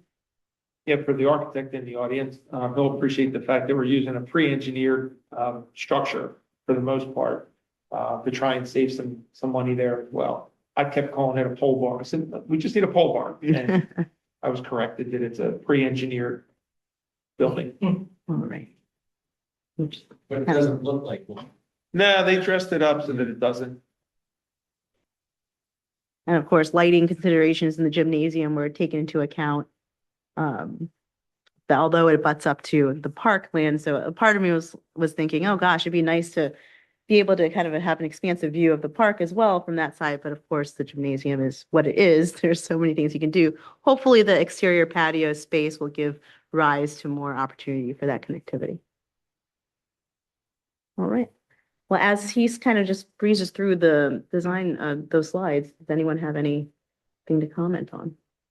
I was gonna bring up a couple of things. One is, when people are thinking about why we're doing this, the reality is with the existing buildings, as imperfect as they are, they do get a lot of use. There's big demand for those buildings and a lot of different programs that go in there.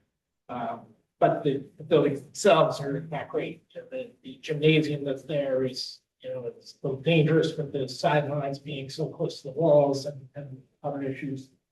So this would meet an existing demand. We're not building this with a wish that people will start using it. It's going to get used. Then that raises a question for me is that while this is being built and with the demolition, there are a lot of programs that get displaced. Do we have any sort of game plan around what we do in the near term? So before we owned the facility, and this is true to some extent still, because some of our programs are so large that we can't accommodate them all within the facility. We partnered with the school district, unlike a lot of communities where, the township feeds to a school district that has 4 or 5 other municipalities involved. We're coterminous with our school district, so it's just us. It's the same universe of people who are being served. So they've always been really good to us and trying to find space for us. In fact, our rec basketball league runs over at the middle school property, even while it's under construction, and always has. We also have access to some of their elementary school gyms as well. So I think with enough coordination, there's going to be some, interruptions, and there's going to be some, disruption in programs, but it's temporary. It could be one season, could be one night. So, Right? Thanks. And to build on Brendan's point, the third option was to not be in the rec business, center business at all, right? The fiscally most positive outcome was to not have a rec center, and this board obviously decided that this is an opportunity to have a really good resource for the township, one that is, as you noted, already in big demand for activities. So this, that, volleyball, pickleball, much better for basketball than what's there now. So I think we decided that for the next 30, 40 years, this is going to be a great resource. I'm remembering too that it might have been in the first presentation, there was a chart comparison of the potential cost for a new build versus the anticipated cost of like rehabbing or doing some major repairs to get the current buildings up to better usage. And I don't know if that's still on the website, but I know that there's been questions from people around like, why not just, there's already structures there, why not just improve the parking and make the buildings better? But I don't recall the number, but I recall it being like. It was in the millions. It was approximately 5 million, if I recall.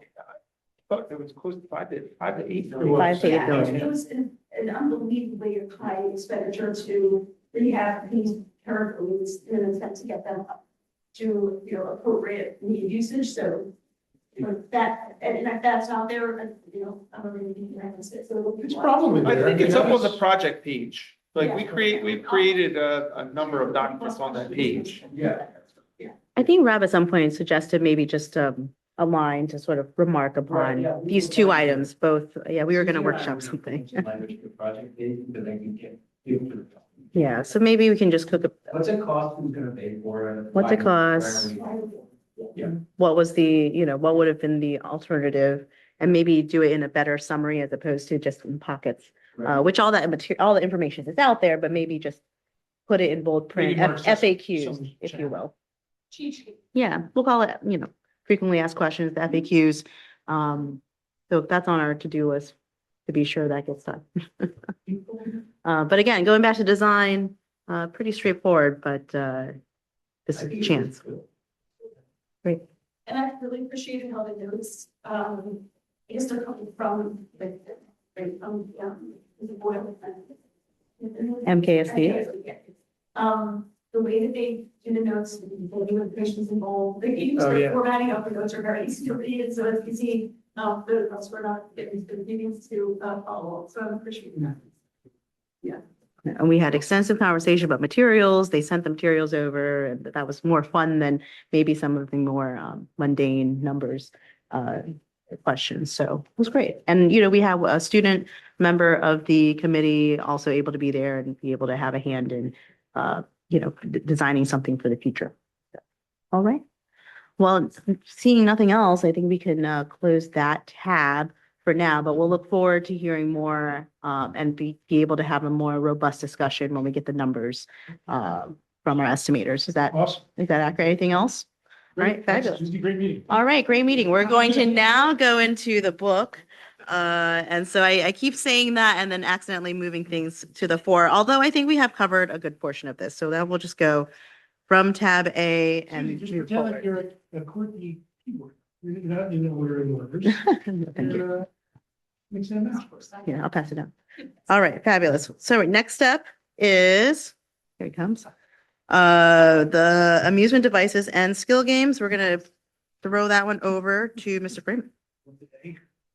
Yes, so on Wednesday evening, you have a public hearing scheduled on some amendments to the zoning ordinance and chapter 4 of your township code regarding skill games.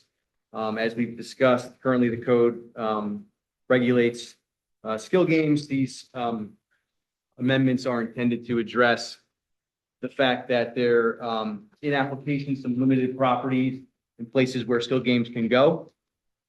And as a result, we've taken a look at expanding the possible location for this use, which is a legitimate use in Pennsylvania. The crux of the amendment is to allow skill games as an accessory use to a club, excuse me, fraternal organization, convenience store, or restaurant licensed to serve alcoholic beverages by the Liquor Control Board. There's an increase in the fee for these skill games, as well as some miscellaneous amendments to the zoning ordinance. And Wednesday night, there'll be a hearing in accordance with the Pennsylvania Municipalities Planning Code. Do we have any updates at the state level on this topic? No updates at this point. I think there's still a pending case in the Pennsylvania Supreme Court with regard to the use as being regulated as gaming devices. So nothing to report there, and nothing from a legislative standpoint either. All right. So all being left to the local level for regulation. Any questions? No, we've gone through this a number of times, so we will see this on Wednesday. All right, moving on to tab B. This was Mr. O'Kane, who is still here. Hello, thank you. And we'll hear more about that on Wednesday. Thank you for coming to interview. And now we're already at the report of the township manager. Thanks, Mike. Already. 8:45. Tab C. We got through a lot, everyone, I promise. Okay, I'll try and get through this pretty quickly. First item is data centers. Data centers are all the rage right now, and the local planning commission received a presentation from the Montgomery County Planning Commission at its meeting on April 21. And coming out of that meeting, they made a recommendation that the board consider creating a amendment to our local zoning ordinance to address data centers. They're currently not listed as a permitted use specifically in any of our zoning districts. And as you might imagine, our zoning ordinance was done many, many years ago, and data centers weren't really a thing at that time. We do have a provision in our industrial zoning district, which is probably one of the two zoning districts where you might permit a data center, the other being a limited industrial district, if you would so choose. That has a catch-all provision. The zoning code anticipates that you're not going to be able to zone for every possible permitted use or lawful use out there. So there's this catch-all provision in the industrial district that says, if there's a use that you want to do and it's not listed anywhere else, you can do it here, but it's by a conditional use in front of this Board of Commissioners. With, appropriate measures that you can impose for, the citing of those. So I guess the question is, Hey, Mike, is that provision there so that we don't run into a problem of you don't allow it anywhere, so you have to allow it? that's the everywhere? intent, yeah, the intent. Now, it's not perfect. I mean, you could have a stronger ordinance by creating a data center ordinance. And I'm not by any means saying that we shouldn't. What I'm kind of putting out there right now is we're in the middle of a comprehensive zoning code update. And the question is, do you want to, I don't want to say take momentum away from that by having the planners focus on a data center specific ordinance, given what is the likelihood that we're going to be targeted for one of these things, given the relatively small parcel sizes that we have in our town. We don't have, large facilities, large acres of land where they like to put these things. It's not to say there couldn't be a boutique one. I may have just invented a term, but we could.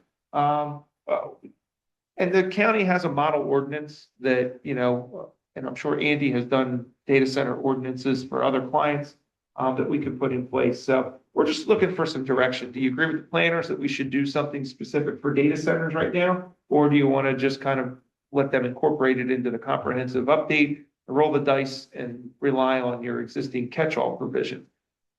I basically said you might want to talk to Andy about it and see what his thoughts are. Yeah, I mean, I would say you're very similarly situated to a lot of other municipalities, right? It's the new use.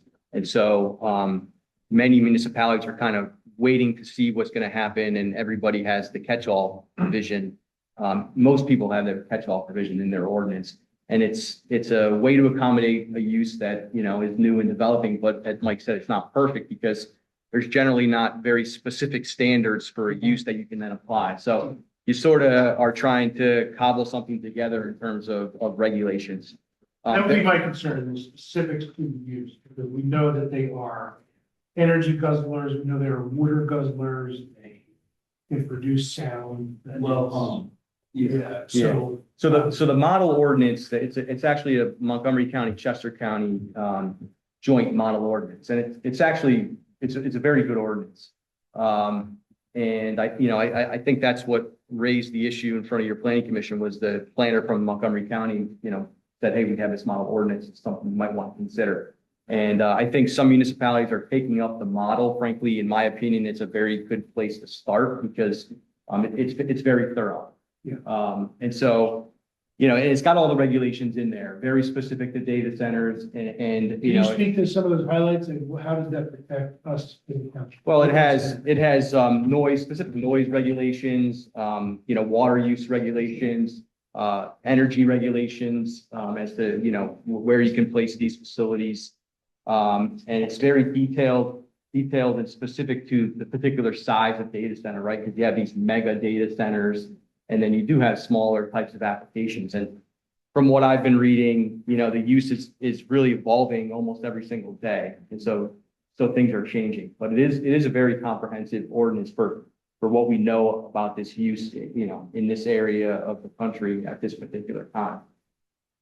So as Mike said, your planners are looking at the zoning ordinance. This is something that they can kind of prioritize if you wanted to try and move, a data center specific ordinance forward. And they can start with the model because frankly, that's probably where our office would start with the particular ordinance. And some places are doing that. And other places are sort of waiting to see what happens with the larger landscape for data centers. I would offer that we be a little more proactive and prioritize this, just because this kind of stuff goes slowly, that happens quickly.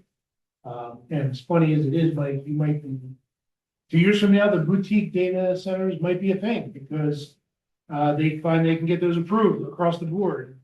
And there's no slowing down the need. They're trying to go everywhere. And use of AI that goblins all this up is just expanding. So I would rather not wait. I would rather let's explore. And with respect to the catch-all provision, and I think maybe we need Andy to chew on this a little bit. A concern that I can think of is that if you get a clever developer that comes in and says, wait a minute, no, I actually fall into XYZ use, which is permitted, and guess what? It's permitted in some other district, not just the industrial district. In fact, I was looking in the, looked like West Whiteland Township, posted an article a couple of years ago about that very concern.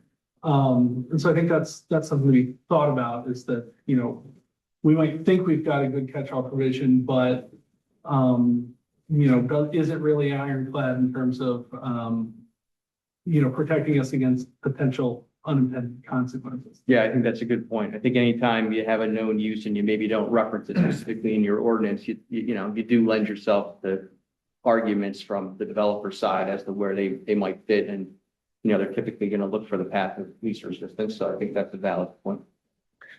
And Thad mentioned that you may need to chew on this a little bit, and I would chew on specifically something a little further. And my query is, you know, data centers have existed at smaller scales in the past. And so there are some smaller scale version of this that could probably come in. And I speak to this only, you know, my own spouse is an infrastructure guy. He used to run, let's say, a server room, a data center, what could qualify as a data center by present definitions out of an office building in the middle of Towson, right? And any type of commercial office park sort of thing.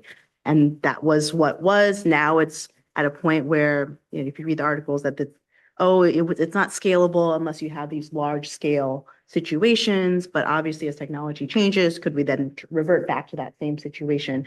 And so maybe my specific asset for the research is, you know, what guardrails are already present for those scenarios that could already theoretically, maybe they're not financially scaled, economically scalable for these organizations to make their dollars work. But if they got back to that size, because if I were that organization, I would be thinking about that, right? How do I get to that point where I can, to Jim's point, scatter myself all sorts of places, do consumption of energy, you know, in a large number of places rather than small. I'm not giving ideas, it's just a natural corollary, right? Maybe look into what has been done 10, 15, 20 years ago when this probably came to the fore in the late 90s, early 2000s, probably. And can we mirror some of those things that maybe helped give some of those guardrails? I mean, I'm speaking for your expertise. That's what I'm thinking of as far as maybe an area that I don't see discussed, because again, I think that there have been times when technology has changed. Surely there was a great swell of energy put forth to manage these things. And I'd like to know how effectively we manage them, you know, truly with those tools. And you know, you'll know better how to format an answer to this kind of big ask, but that's where my mind goes as far as being proactive. But also I'm concerned if we are also proactive on an nth degree problem, does that bring the attention to us as well when perhaps we have more license for adjustments when we have this opportunity for condition rather than constrict our conditions with the ordinance? Just thinking out loud and for the benefit of the public, I think even by way of this discussion, it's something that we're thinking about for the benefit of the commissioners. The planning commission, you know, was just concerned that we wouldn't get to it quickly enough. And if we can move anything more quickly, even if it's an amendment to what we have presently, amendment to this clause, this catch-all clause, this would be the time to do it while it's ripe in everyone's, you know, ripe and on everyone's mind. So. That's kind where of I ironic, conclude. when the computers first started, people predicted that computers would just continue to grow and become so huge and so powerful. Actually, the opposite happened. They got smaller and smaller and more powerful. But now it's full circle that in order to power it with new technology, we need these big, massive structures to do it. Or now. Right. And I would say the other, I think, take on this. So we can use a post-computer. Right. The other take on this, and I don't know, this may speak more to the zoning code update, which is the next item on Mr. Like how I Taylor's put them report. together? I know he put them together on purpose is, is there an environmental element of zoning, and a zoning update that we could apply that would really help to deflect some of these challenges that we know are going to be heavy-handed in a community of any size, frankly, but certainly one of our size, water consumption, energy consumption, so on and so forth.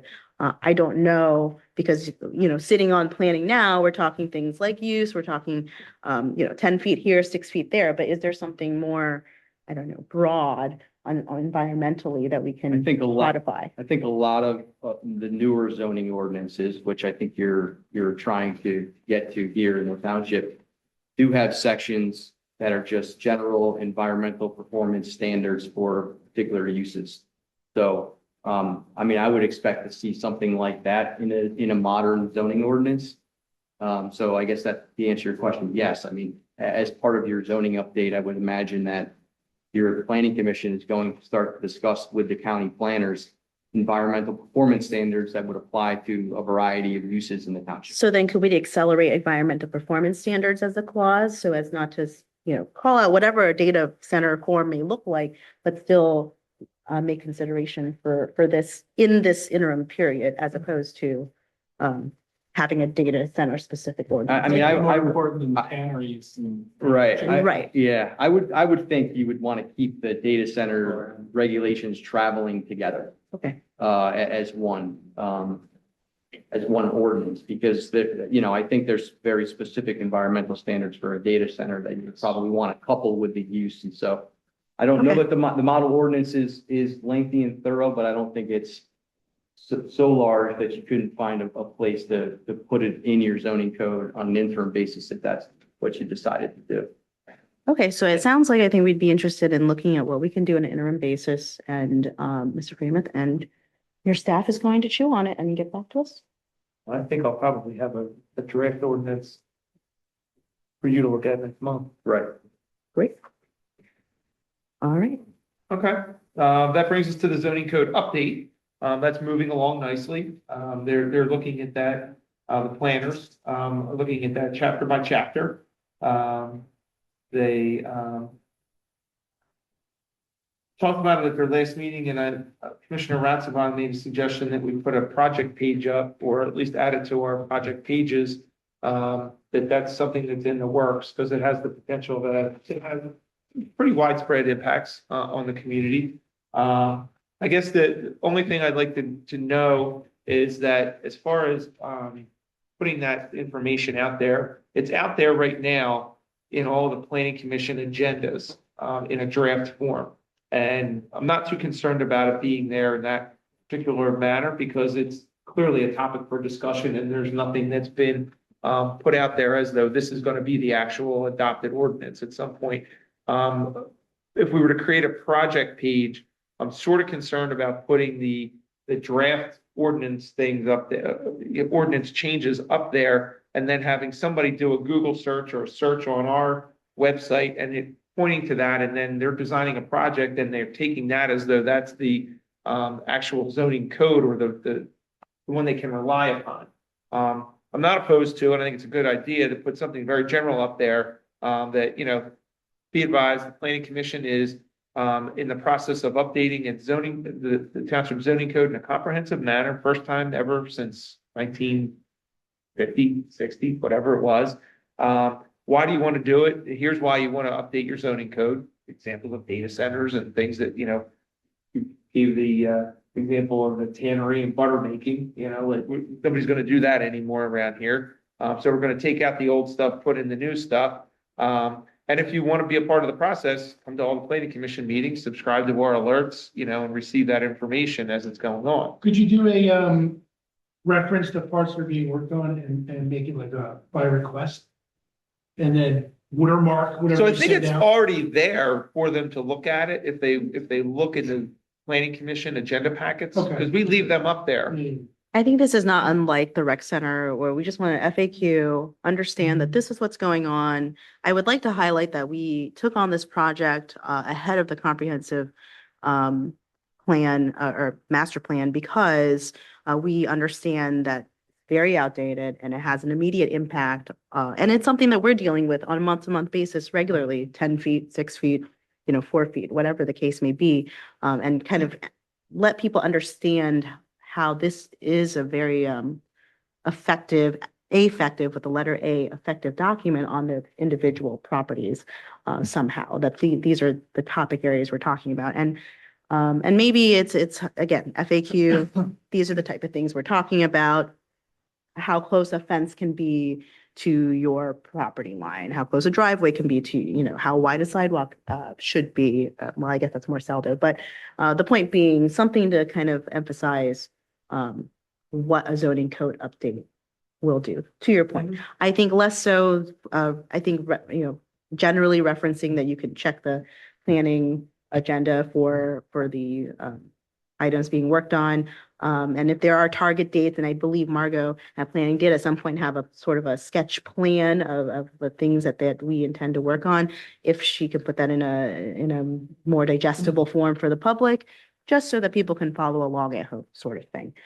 So that's the purpose of that. I don't think, to your point, I would agree with you. I wouldn't want a draft document out there that looks whole in any way. And then for the benefit of the board, well, we started to talk about, do you want to get the zoning code update as one comprehensive ordinance, or do you want to get it in individual pieces as the planners are done with it? And if so, do you want to get it when the planners are done with it or after Andy's done with it? Because Andy's looking at it in piecemeal form, just so it's not so overwhelming at the end. But if you get it before Andy's looked at it, you're going to have knowledge that it could change at some point. Again, I would like it to go, my suggestion, planning a chunk of it to us and then hand to Andy, because then eventually if you flag something that is critically different, you would come to us anyways and we can adjust it accordingly. So and I take that note from the Saldo experience where I'm waiting for the Saldo, but I know it's going to be a tome this tall and I'm a little stressed about, so. okay. Good. Yeah, I agree. And then having spent all that time talking about zoning, the state legislature would like to take local land use authority away from you. There's two bills pending in front of the House right now, House Bill 2109 and House Bill 2186. 2109 would prohibit a municipality from limiting the number of unrelated people living together as a single housekeeping unit. We currently limit it to 5. They want to have no restrictions on it. You could have any number of unrelated people living together. House Bill 2186 would preempt the municipal zoning authority by allowing accessory dwelling units as a by right use on any parcel in which a residential use is a permitted use. So in any zoning district where a residential use is permitted, it automatically would get the ability to have an accessory dwelling unit as well, regardless of size, regardless of anything.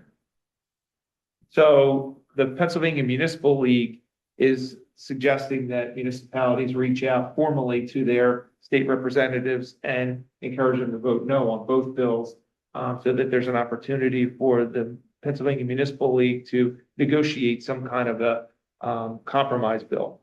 So if you guys are okay with it, I'd like to write the letter to Rep. Nelson's office. Are these are both coming out of the House? One of their committees. Right, And- neither and- one has come to the. Not to the Senate yet. No. And Or the the general- just the general House. Yeah, just the House. Do we, sort of, I don't know, sort of, do we talk about only 1 acre or more that we would consider for ADU? I mean, to me, a half acre is not that small. Half acre would be 21,500, give or take. That's a discussion. Yeah, I mean, that's gonna be part of your zoning code update. I think that what we left it at, frankly, was to be sure that we wanted some restriction on ADUs at all. And the answer was yes. And maybe that's where we're drawing that from. You know how broad or specific their ADU law would be? I think it's very broad. I think it's automatically approved. Regardless of the class size, regardless. I don't think that there's any Detached, restriction on it. attached, like there's no, very no restriction. I mean, I can get you the actual bills and send them out. And I could probably turn it into widespread Airbnb type stuff. Yeah. I mean, in theory, I am supportive of use. I'm not supportive of everyone can do one everywhere. Right. And it could take away some of the guardrails we can put around it as well. Oh, Not just where you can put them, but, can you rent them out? Brendan's point. Does anybody have any sense if this has any chance of passing the Senate? Don't have an idea. I think the way it's Not there written, it's overly broad and I think writing a letter is the appropriate thing to do to give municipalities license and opportunity to think about this a little bit. Not taking into account that. Density, Yeah, stress on infrastructure. Facilities, yeah. and across the state in general. Right, one size doesn't fit all across the state for sure. All right, thank you. Easy peasy. Then a bit of really good news. You'll recall that back in November of 2024, the Board of Commissioners authorized a very nominal expenditure to study Pennsylvania Avenue in conjunction with Upper Dublin Township, with the goal of trying to increase connectivity between the two municipalities across, a pretty heavily traveled state road. We subsequently came up with a list of recommendations: infill sidewalks, trail connections, traffic signal upgrades, pedestrian upgrades, all those things, and assigned a cost estimate to it. We applied for a grant, a transportation alternative set aside grant from PennDOT. And we just heard today, this afternoon, that the grant was approved. It's Hey, all right. $1,228,212. So it's a big grant. There is a local matching requirement for the engineering. You budgeted one half of your share already this year, and the other half you'll budget next year. We also need to track down some money for some traffic signal upgrades to the signal at Bridge and Bridge Street and Pennsylvania Avenue that won't be covered by the TASA grant. It's like signal lenses and controller, some of that stuff. They'll handle all the pedestrian signals, but they won't do the actual like traffic signals. That's about 50,000, but we can either budget for that or we can search for some other grant funds for that. We're a couple of years away from any kind of implementation, but it's good news by and large. Wait, so Mike, the way this is written, we didn't get. The DV. So we didn't have the info yet when the road was. Correct. I just got it today. There's Okay. a memo in your thing. I actually got notice from the state that they had announced the project winner. So I went on the website and I looked and I'm like, hey, Here we are. where we are. So I reached out to Jack Smythe, who wrote the grant for us, from the traffic engineer that we selected. And he goes, that looks promising. Let me check with, DVRPC. So he checked in with them and they confirmed that we were selected from the statewide pool. We didn't get the local one through DVRPC, but we got the statewide selection. Neat, even better. Or how much, again, elevator pitch, how much did we get? Okay, well, $1,228,000. And 212 cents. It's in here. Shoot. The 12 cents. Polling locations. So as many of you know, we put out an announcement that wards 2-2 and 2-3 are going to move from the Winmore Hose Company, which is generally unavailable to serve as a polling location at the moment. They don't have any real parking available to them at the moment. It's going to move over to the gymnasium building at the Recreation Center. So we've already been in touch with Montgomery County Voter Services and the judge of elections for the two boards, made arrangements for them to get into the building. And we updated our website as well to reflect that. So hopefully people will be able to find their way. And thank you for working on that. I think there was a bit of a challenge and a sort of a very last minute change. The host company wrote a letter to, just so for people who understand the process, it's really under the purview of voter services to obtain these spaces. And, we of course want to assist as much as possible. I think it's important that municipalities are active in the election process as much as possible, but understand that next year we may have some challenges because of, obviously, if we're going to be putting a shovel in the ground sometime between now and then, we're going to have to think through these challenges a little bit, but you know, we'll get there when that comes. Yep. Next item is the STEMS meeting, the Emergency Services Board. They're going to be meeting on Tuesday, June 2nd, instead of Wednesday, June 3rd, which is their normal meeting. That's to avoid a conflict with the high school graduation ceremony. And I kind of took the opportunity to remind you that you all should have received an invitation to that to attend as well. You want just reply back to the superintendent's office if you would. Bethlehem Pike, a couple months ago, the board had asked if it would be possible to compare the crash data on Bethlehem Pike and both the pre and post road diet conditions. We had kind of just intuitively said, you know, there's fewer accidents. That's not necessarily the case although it is the case, but it's not as dramatic as we anticipated. So from the period March 23 to February of 24, there were 47 non-reportable crashes and 13 reportable crashes. The road diet was completed in September of 24, and from October of 24 to September of 25, there were 33 non-reportable and 12 reportable crashes. So if you compare the pre versus post-construction road diet impacts, there was a reduction of 14 non-reportable crashes and 1 reportable crash. Having said that, the police officers have absolutely convinced themselves that the severity of the reportable crashes are far less than they ever were in the past. How about injuries? Did they talk about that? So they did not talk about injuries, but because we don't dive down in the reporting, it'll show it, but you have to go in and dig into each individual report and cite them, whether there was an injury, whether there was medical transport, whether medical was refused. A reportable is one in which either one of the vehicles that were involved can't be driven from the scene or somebody was injured. So you can assume that in a reportable, there was either an injury or the car was so badly damaged that it couldn't be driven from the scene. So I don't know if that helps at all, but we're not seeing the cars roll over on their side and those types of things like we were seeing. Yeah. And that's important to say to people because, you know, I'm still getting a lot of pushback about road diet and traffic calming, which I'm a huge fan of and supporter of, obviously. And the more data we have to explain why we did what we did, it's not just to, you know, make people mad, that we're trying to make the community better and safer and more inviting to people who aren't flying down and fight 60 miles an hour.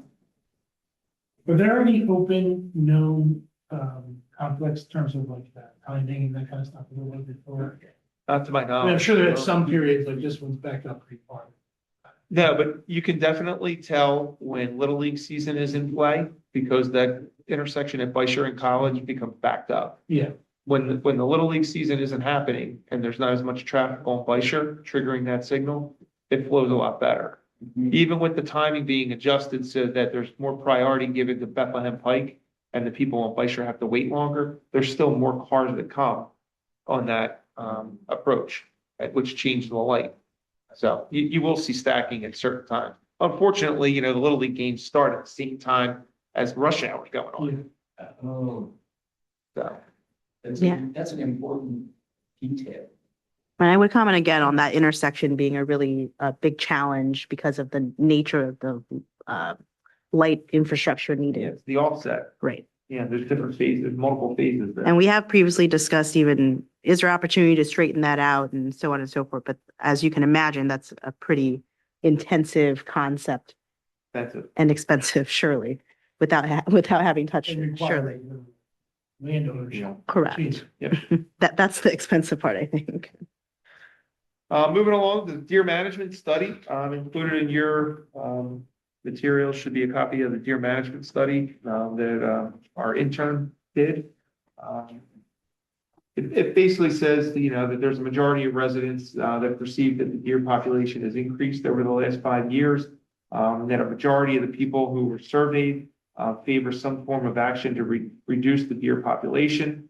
While most of those people favor a controlled, like archery hunting process, there's others that would prefer public education and contraception and things of that nature, which might prove pretty difficult to achieve. So, if you wanted to hear from the intern, he's willing to present the study to you at a future meeting. If you want to just kind of digest it for a little while and decide what you want to do. When is his internship up? He's done, Oh, but wow. he'll come back. Is he lives local? locally, yeah. Okay. Well, I'd be happy to receive it. I worked so hard on it. I mean, I think it'd be important to have him present it. And I think it's something that people are interested in. And it doesn't, I was speaking with Craig earlier, that there's not a straightforward answer, but it's also not dismissed. I mean, there's nothing, Yeah. there's only so much one can do about the migration patterns of the overpopulated deer population that we know about. So it's neither dismissed nor is it a straightforward answer of folks getting out there due to our density in particular. And if I remember correctly, even if we did want to implement some sort of, I guess, the culling program, there are limited numbers of properties in our township as a whole, I think under 10 or something like that, that would even qualify and not even more than one or two of our own parks. Yeah, could potentially up to 3 of our parks, but I'm not even sure that one would qualify. Right. So let's receive that presentation if he's able to. Yeah. They have any data centers that also double as deer culling zones? But I would offer if there's, out of that presentation, if we can speak, if there's anything in there that we could do, we can talk about it that time. Is there anything in the study that explains what caused this, this increase in population? I mean, is there any, environmental factors that are mentioned? I mean, I know we've had the drought, fairly dry conditions the last couple of years. Has that been talked about as any of the reasons, or just curious? Yeah. Articles would just say habitat depletion. Right. Yeah. I would think no real climate. I mean, naturally. They do a call in Wissahickon. And you can see the deer browse is much less than it used to be since they do the call every spring in Wissahickon. They do the archery there? Yeah. Well, a slug, I think they might use slug, I can't remember. But anyway, it seems like it's working there, so maybe we're getting their deer. I don't know. The deer that had been there are hanging out garden. They got smart. Yeah. All right. It's not popular, I'll tell you. A lot of people opposed to it. Yeah, that's the problem. Yeah, You get people on both sides of the issue. Yeah. My brother-in-law who, agonizes over his flowers getting eaten and, his garden getting eaten. And then there's people who are like, oh my God, don't we like to look at the deer? Sure. We live among nature. Mhm. All right. Next topic is civic volunteer assistance. Susie was contacted by one of the local civic groups with a request to use our website to put out a call for volunteers. And she said, that sounds like a great idea. Can we do that? And I said, well, the problem there is, we have a policy that limits this type of communication to our operating departments, the volunteer advisory boards and committees, and the directly affiliated township agencies, which have always been recognized as the fire companies and our ambulance association. And the challenge is if we do it for one, we have to do it for all. And if we're putting this out, not just on the website, but in email form, I don't know about you, but I get plenty of emails. I don't need another email in my inbox. And that leads me to unsubscribe to certain places. And we don't want people to unsubscribe. So Susie's suggestion was, well, maybe we do it once a year on behalf of all of the organizations in town, which is fine. I think you just need to be prepared that we're going to miss one or two, and there might be some heartburn if we do. But, yeah, the issue with that too is it's all once, and it's not effective for anyone. The overload of option versus. Just trying to help them out and say, obviously we benefit greatly from all of these civic organizations, and particularly right here, right before the summer, we have Memorial Day, and we know they're challenged by the same challenges. 4th of July parade, they're suffering the same challenges. Perhaps right around now would be a good time to just remind folks about about the organizations they're putting on these events that everyone knows and loves, that they're not our events, right? A reminder, they're not ours, but This would be one way that we could kind of help out all those organizations in general, just a reminder to get civically engaged and volunteer.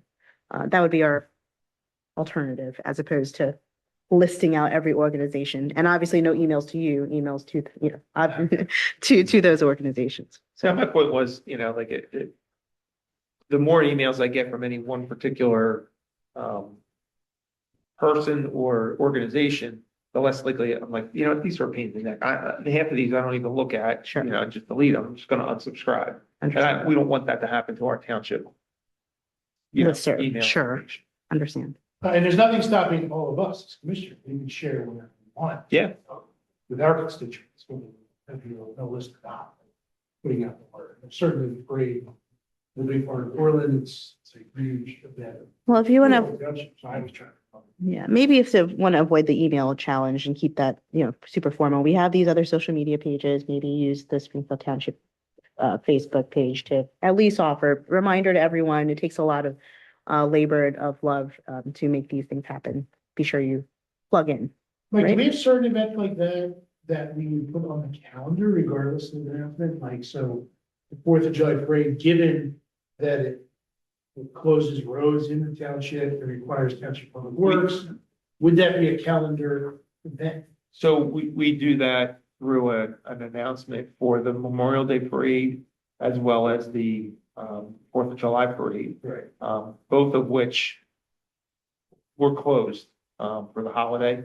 And we'll do it as part of our holiday announcement. And we'll say, in addition, Arthur B. Savage Post number, blah, blah, blah, blah, is hosting the annual Winmore parade.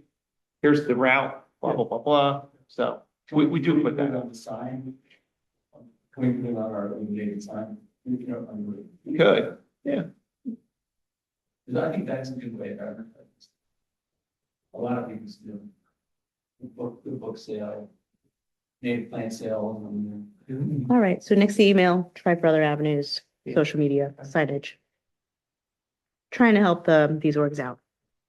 It is a balance, because I do understand the point that an outside group, you set it, like then you're starting picking winners and losers. Sure. We're gonna say yours, but not yours. So Yeah, There's gotta be understand. some kind of standard.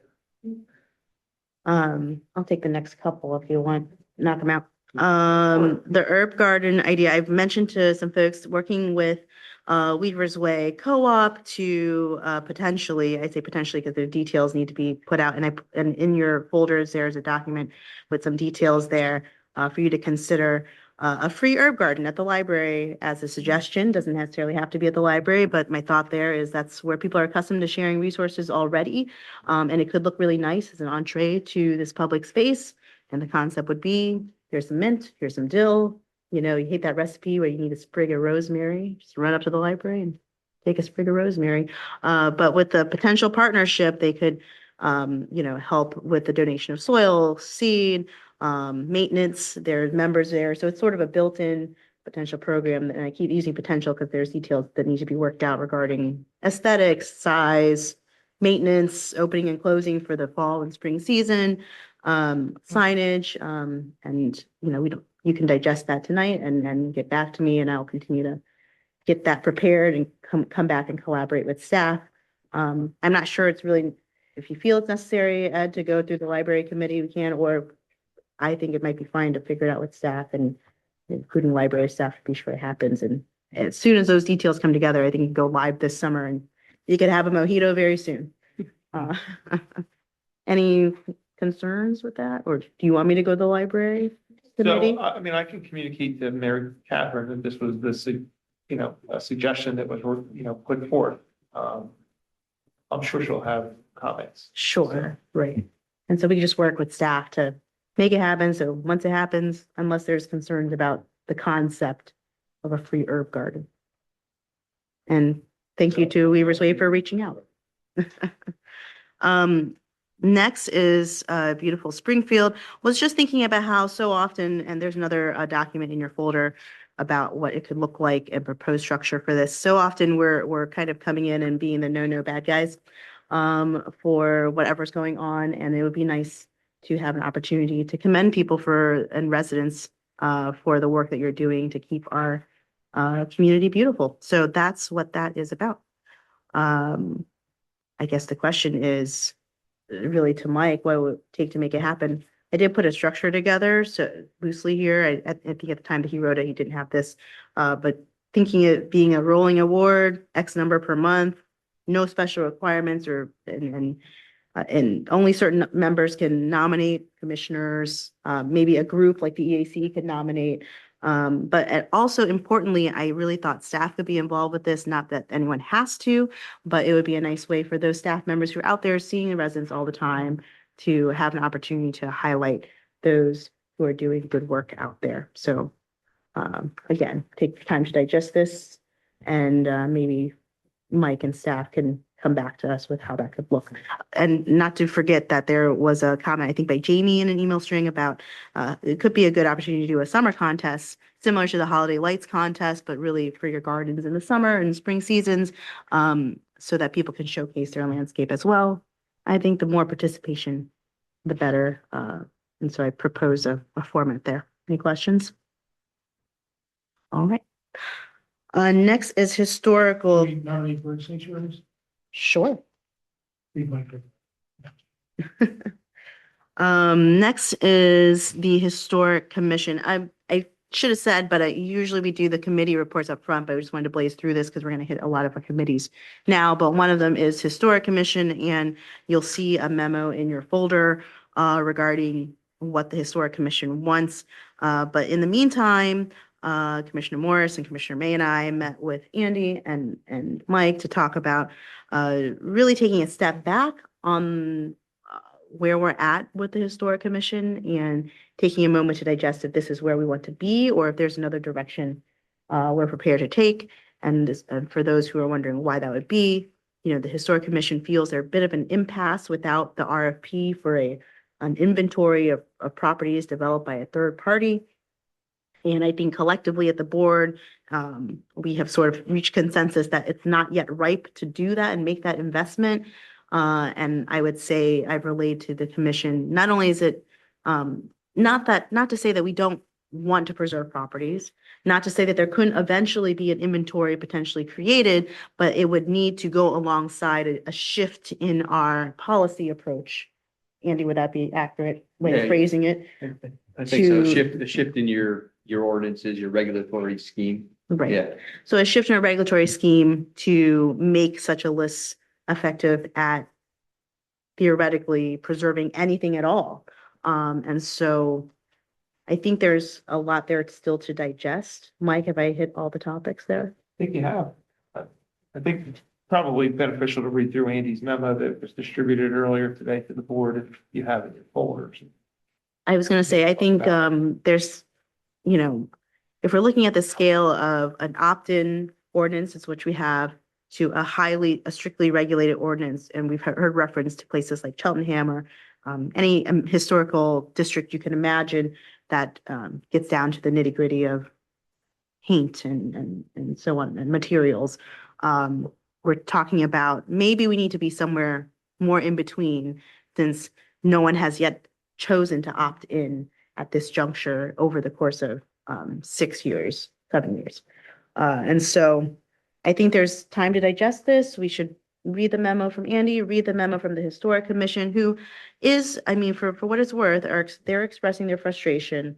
And this has even suggested that in the alternative of making a change, perhaps we need to scrap this ordinance altogether. I will say I don't think that's a consensus by all members of that commission. 2, I'm not sure that's really necessary at this juncture, that if the opportunity were to arise with the schema that we have now, I don't see why that it would hurt to continue to have that there.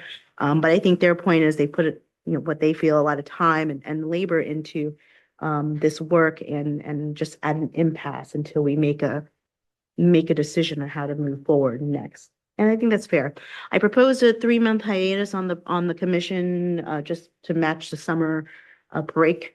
And they I believe still want to meet in July, so they're going to take a month off to digest. And if it's okay for me to send this memo to the commission, I would suggest that we do that to allow them time to digest it as well, and so that they're seeing the same things that we're seeing.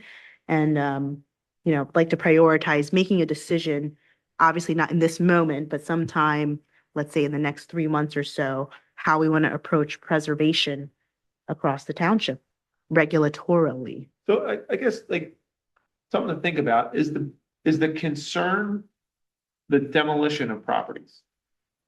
I think that is one of the top concerns. I think that's something that we can work through, that sitting at the commission level right now, I'm not sure that they're able to work through that, but perhaps in discussion with Andy, we can talk about other, we'll call them overtures that we can make that may not be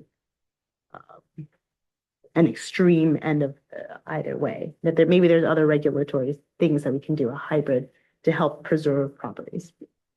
Well, but I guess the question is, I don't know where they want to be, I don't know where this board wants to be with historical preservation. If the concern is the loss of the properties through demolition, the question then becomes to Andy is, what can you really do to prohibit somebody from tearing down a building that they own?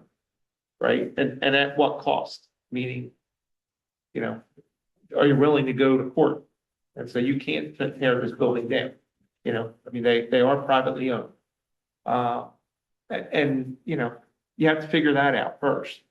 And then if it's not the demolition part of it, do you want to be in the business of selecting paint colors and roofing materials and things of that nature? Or do you just trust that somebody's going to make a good decision in that regard? You know, this group's been in existence for 7 years, 2019. I don't know what properties have been demolished in that time period that we lost, that we could have saved through either a more regulatory approach or even our current approach. One of the impetuses was the one on Montgomery. Right. But that should have been demoed regardless of historical. I don't know that that They didn't have a would even permit. qualify as historically significant. I mean, it was a hodgepodge of materials brought in from all over the place. And it was like, ironically, you probably heard from people that like they had to argue for permission to build it back in the day because it was so much smaller than all the other houses in And the all the neighborhood. doors were smaller, right? Yeah, they were all short. But they demoed it without a proper demolition permit, so they were breaking. So the what they law. did was they submitted a building permit that included selective demolition and an addition. As they got into the demolition part of it, they claimed that other pieces started falling down, that they had to take more of it down, and at the end of the day, they may have saved a wall or something like that. East wing of the window. Yeah. This may be unpopular, but one however, I'm sorry. With all the small. But Right, I some think. people liked it, it was neat. I would say one thing I've been trying to work through the commission, but again, the reason why it's here is, hey, let's work backward from what is it? Just name anything that you want to save and how would we functionally save it? And see if that's something that we can all be on board with. And at what cost would something like X look like? And allow us to even determine, even in a single scenario, if that's a policy we want to put across the board. I think we've hemmed and hawed on that for a couple months, and I said, all right, well, in that case, let us think about that ourselves. And to your point, that's really the query that we're trying to understand through the memo that, you know, frankly, have not read it yet, to come to that determination, that cost to do historic preservation and the definition of what exactly we're seeking to preserve. Rather than leave that at the commission's feet, let us decide as a group so that we can set that I direction. agree with that. Public Safety Forum, the next one will be held on Thursday, June 18th. Right here, it will feature our favorite topic of traffic, speed education and enforcement. We still have a few left to touch. And so we'll be announcing that on Wednesday. Solar project, you want to give us an update? Sure. As you probably have noticed, they are here working at the moment. They mobilized, it was last week, maybe the week before with some equipment on site, and they've done all the roof overstripping, which is of the seams on the Public Works Equipment Building. They're working on this building at present. They put some ballast material and the racking system, along with probably 35 panels over at the equipment building at present. They'll be working generally from that direction across to this building. I had mentioned last month, that we were gonna ask them to kind of hold back a little bit because we have a grant pending with Montgomery County. They're gonna work with us to make sure that we don't, risk any eligibility for that, so. Great. We have an understanding there about what they're gonna invoice and how far along they're gonna work, just so that we can back some of that work. But it's moving along nicely, and, Ron's been here, he's pleased, our consultant, he's been watching them, and, he's good. Can you put maybe some cool pictures on the homepage of the website? Yep. You know, of like how going in, because I think that would generate excitement. People realize we're doing good things for them. Yep. Thank you.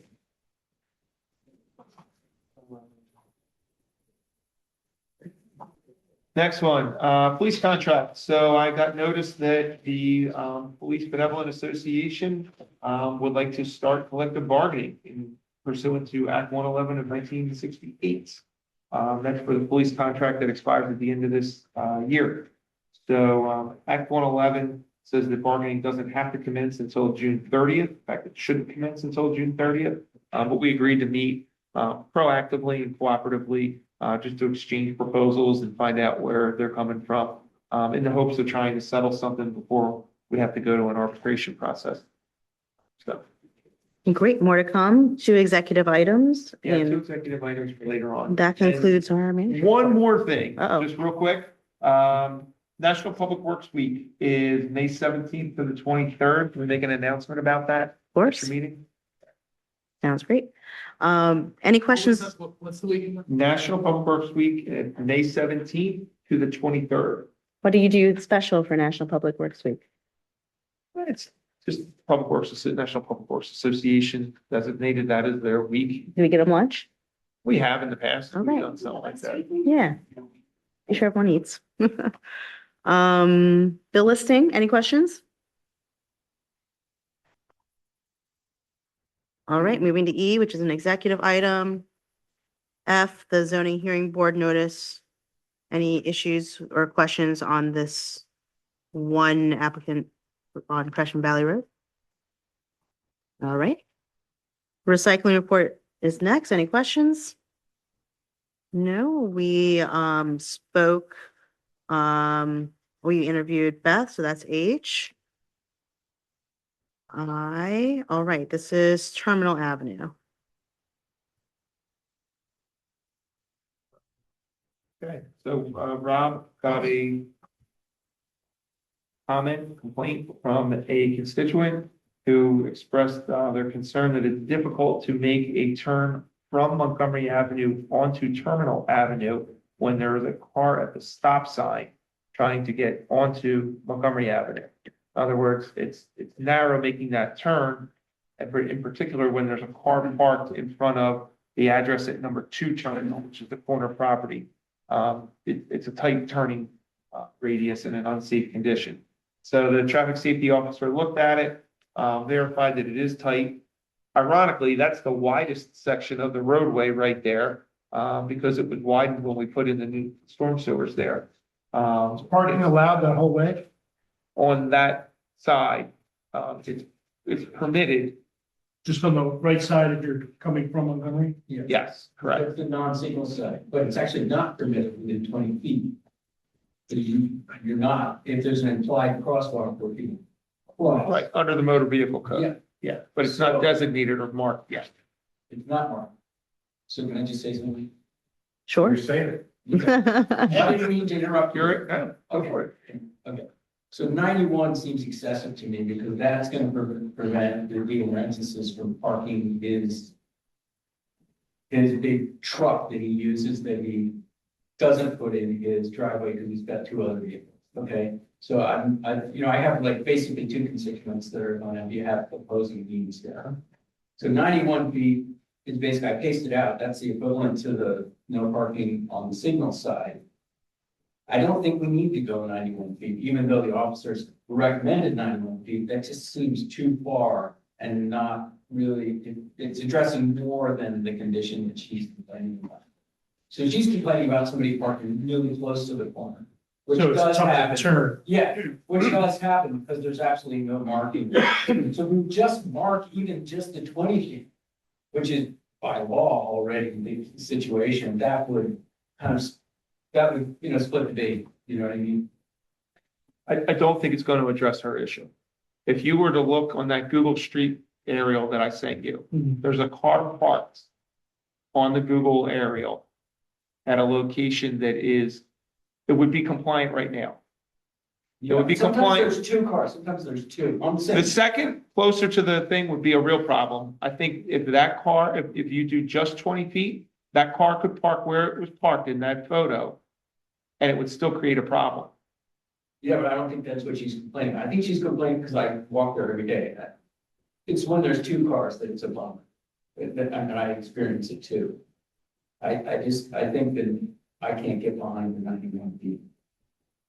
What about this 50-foot? Because I'm just looking here on the map, it brings you to that vehicle and it goes to where the road, the Devil Strip starts.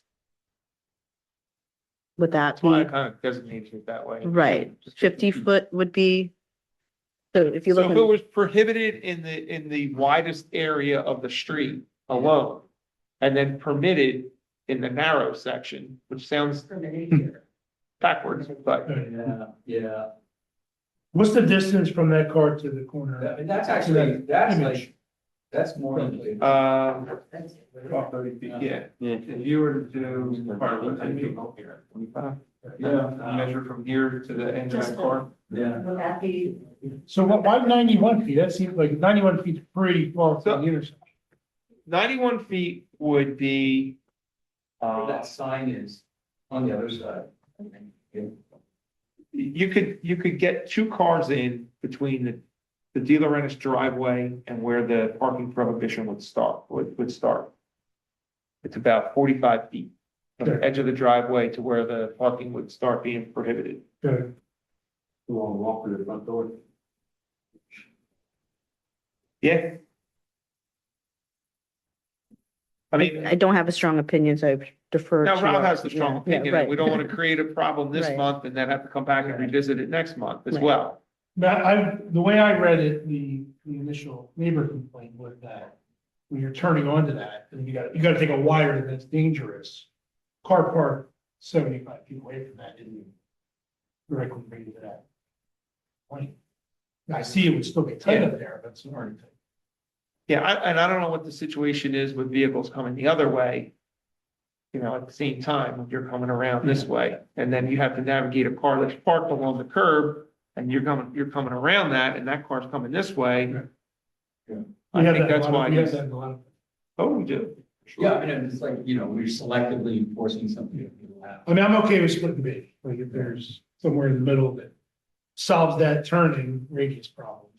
I just like the term splitting a baby.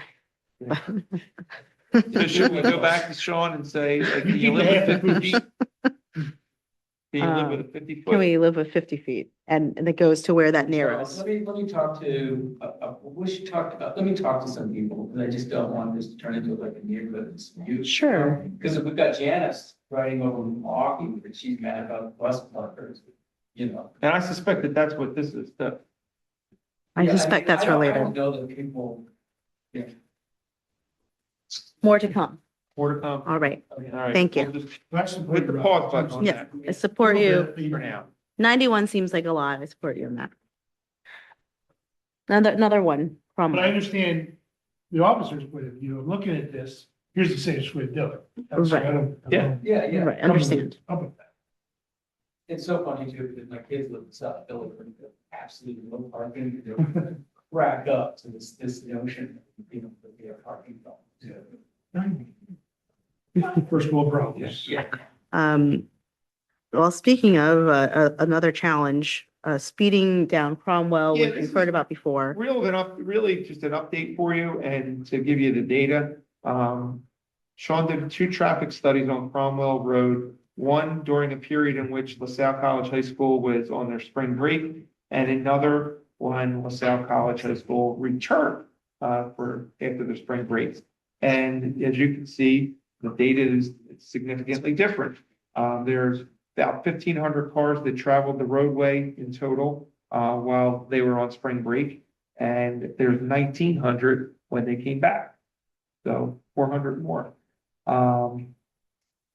The average speed, when they were on spring break on that street was 17 miles an hour. Fastest speed recorded was 31 miles an hour. There were no enforceable violations, so nobody was recorded over 36 miles an hour. However, when the school came back into session, the fastest speed was 57 miles an hour. That's crazy. That is Uh, that's a crazy speed to go down that street. Yeah, and the average speed was 26. The enforcement rating was still relatively low, but there's obviously a correlation to the students, which we heard from the neighbors, the data backs it up. So they have been targeting the street, for the last week and a half, week and a day, with the NRAD, which is the, not a radar, but it's a device that they set up, and they don't need to have a car right there with it, which sometimes is the tell. So it's a little bit more stealth, and they're going to give us an update on how many citations they were able to issue or warnings on the 15th, which is going to be good. It's important to note that this 57-mile-per-hour speed, there's no way to know. No, you're right. Yeah, no, there is no way. Well, and That thing can issue a citation? I thought we couldn't use, we can't use radar. We can't use radar. Is it a timer? It's like a timing device, yeah. And it doesn't take a picture of the lights? No. So how do they issue the? Well, we're down further down the street. Wait for. Yeah. so, and I would say to Ed's point, I think part of it is the idea that because people become more impatient with student drivers, whether it's a student or not a student, there are people who are impatiently doing something like this and being extremely reckless down their street, and it's concerning. But No, I mean, I agree. honestly, We all agree. That could be in the middle of the night. We Could don't also know. be, right. Yeah, that was my question for those week periods. Is that 24 hours each day? Yes. I guess, right, it could be. So it says here there's going to be the increase, the use of the NRAD and more during the time. Do you have exact or approximate times for when they're going to be out there? I suspect that they're targeting the start Presume. and dismissal times. for the Right. school. I just want to report back to the neighbors who, They're obviously. probably seeing them out there. I think so, which is, I told them that this report was here, but I hope and believe that they're seeing the increased effort, and I should commend that and appreciate it. I think the neighbors appreciate it. But seems like, again, more to come, an update on what the actual outcome of the increased enforcement looks like, which could help us inform us as we are all often asked to increase enforcement in all areas of town. So this could be helpful. All right, next is the Friends of the Library Annual Used Book Sale, which will be Saturday, May 30th. You'll see an announcement on Wednesday. Way to go, Ed. Mr. Sokol and Mr. Watley we'll sort that out soon. On this note, I know we have a student who's graduating, Kedar, who is a student member of PRAC, of the Parks Committee. I don't know if we've written a letter or anything to sort of conclude his work. I don't know. I was just saying, maybe, I don't remember what we did. This is our only second time really We doing went it. and we did a formal resolution for Asher, but that was because he was the first one. Mhm. But, I usually. He was write a also like letter. multiple committees. Yeah. Not just one. Yeah. I usually can write a letter to somebody who says, hey, I'm retiring or I'm no longer, and just say, thanks for your service and blah, blah, blah. For a student, it'd be nice to have like sort of a letter of commendation or something, even if it's not. a Yeah, resolution. I'll write him a letter. Yeah, something that looks like a little more formal. I don't know, even we Involved. put it in emboss, put it in one of those nice I don't know, a nice folder or something to, The two students came to us as a location. okay. I don't know if you were. Well, and on that note, the other student, I think the intent was to have a sophomore or, so that we could have someone for 2 years and they could retire, if you will, in their senior year. Perhaps we could open up the position again for whenever, however it shakes out after you write that letter Include an announcement. for Wednesday. Yeah, we could do Wednesday. that. Yeah, that Yes. sounds good. So we have two on the team, right? We do. Kedar and then Grace. with the junior, Correct. okay?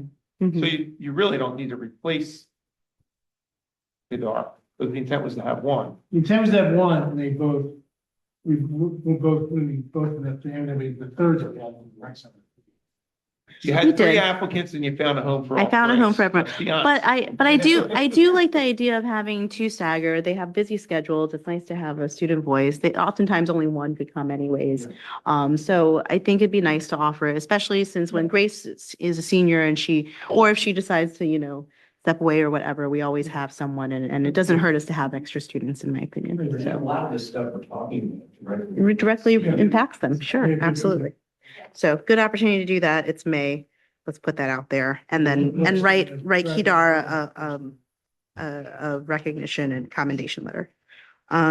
The Memorial Day Parade, as usual, will be announced, and I presume no issues with allowing them the use of the park to serve beer, as long as they do the permit, police detail, securing insurance writer. Anything else? Yeah, All right. you're okay with it. I'm okay with that. We went through the Spartan Lacrosse Club. We went through the Basketball League. We also talked about the rec center. We can reconnect on trails and connectivity. I know, again, I wanted to kind of bring that up when it was ripe and with the engineer here, but if anything else, I think the conclusion there is to take this, say offline, but maybe ad hoc some more detailed plans, I think in support of implementing some of the things that already are perhaps in the trail and connectivity plan. I think it's tough when you make plans and that sounds great, but it'd be nice to know that we're also moving on implementing those plans. What part of the connectivity plan overlaps with the $1 million funded Pennsylvania Avenue? I think that's in the plan. the So Bridge Street. it'll be infill sidewalk. It'll be in connection to the Upper Dublin side. And to of the the park. park. But I think they were actually covered in, as, the. There was covered, yeah. So we can say this is the start of doing what we said we were gonna do. And I think what's come up in a previous conversation is that when we think about prioritizing these projects, we talked about feasibility, cost, maximum benefit, right? That's great. Sometimes we get a list together and then another project comes online because someone else has initiated, the funding becomes available, we get a grant. It makes sense to prioritize this project because we're right here. Right. Right, so I don't know, for me, that feels like a priority in terms of just it being like, it makes sense. Right, if there's other projects coming up, even if it's in collaboration with another township, like, that's how this particular was initiated. But making sure that that's in the conversation, and to someone else that might look like, oh, that was far down on the list, like that I don't know, someone could say, oh, I didn't know Pennsylvania Avenue was a priority, or that particular part, but it is a priority now because there's funding available or it fits. And it's a priority from the state standpoint, not purely a connectivity project. Right. Yeah, and I mean, another example of that would be, the Walnut Avenue area. Yeah. And also potentially, Orland Mill Road and how that kind of leads up to there and connects that to the children's park. And we heard from some residents about that. But yeah, I mean, that would be another example. Well, thank you both for putting that together, and Susie, of course, for your leadership on that. Orland's gonna make that look abandoned.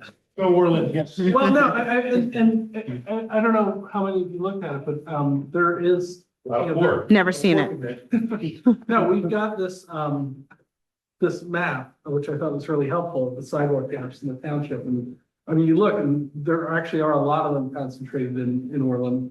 There's some around your neighborhood, Rob, and there's some elsewhere, but yeah, I mean, I think, it makes sense to be looking at those kind of things. Well, and I don't want to take away from, you put together a lovely memo, and I don't want to take away from the discussion framework that you suggest, which is that we don't need to choose a full project list per se. And you conclude with maybe directing staff to return with a short implementation package rather than a final construction program that could identify already completed items, active planning items, and first-tier candidates for improvements. I would say perhaps Of course, that's going to take some time to digest, and maybe it's not an implementation package, but similar to the FAQs we've been talking about, other projects, perhaps a follow-up to the trail plan, or the trail and connectivity plan that says, and, reference page X, this project, complete, grant submitted, this project, previously discussed, whatever it is, whatever criteria or terminology you want to use that fits staff's model, that maybe on an annual basis, we can just be sure we check in. Because I think something like some of these, for example, a sidewalk gap closure program is going to, we need to probably spend some time and give staff time to figure out what that could look like. And regardless, that there's a way to kind of identify that we have moved forward on the plan in these fashions. And that'll help us get to the next step, if you will, which include the sidewalk gap closure idea, neighborhood greenways, and trying to figure out some actionable pilots. We can continue to keep those conversations in the fore, and much like we've done on open space or anything else, have ad hoc subcommittees of us to bring any of these concepts forward, and just know that we as a board would like to prioritize them. In the meantime, maybe have staff just figure out the FAQ portion of that to follow up on the present plan. Yeah, and I was gonna say, kind of like what we're talking about with the zoning ordinance, it might be good to keep that, that page about the trails and connectivity plan, dynamic, and up to date with what's going on and why we're doing it. And yeah, I mean, I guess to your other point, it might be good for you and some of the other more senior members of the board, and maybe from Mike to understand, what's some of the direction that we can give to the staff at this point, in terms of what we're looking to do, and how we can guide staff in terms of moving this along. Great.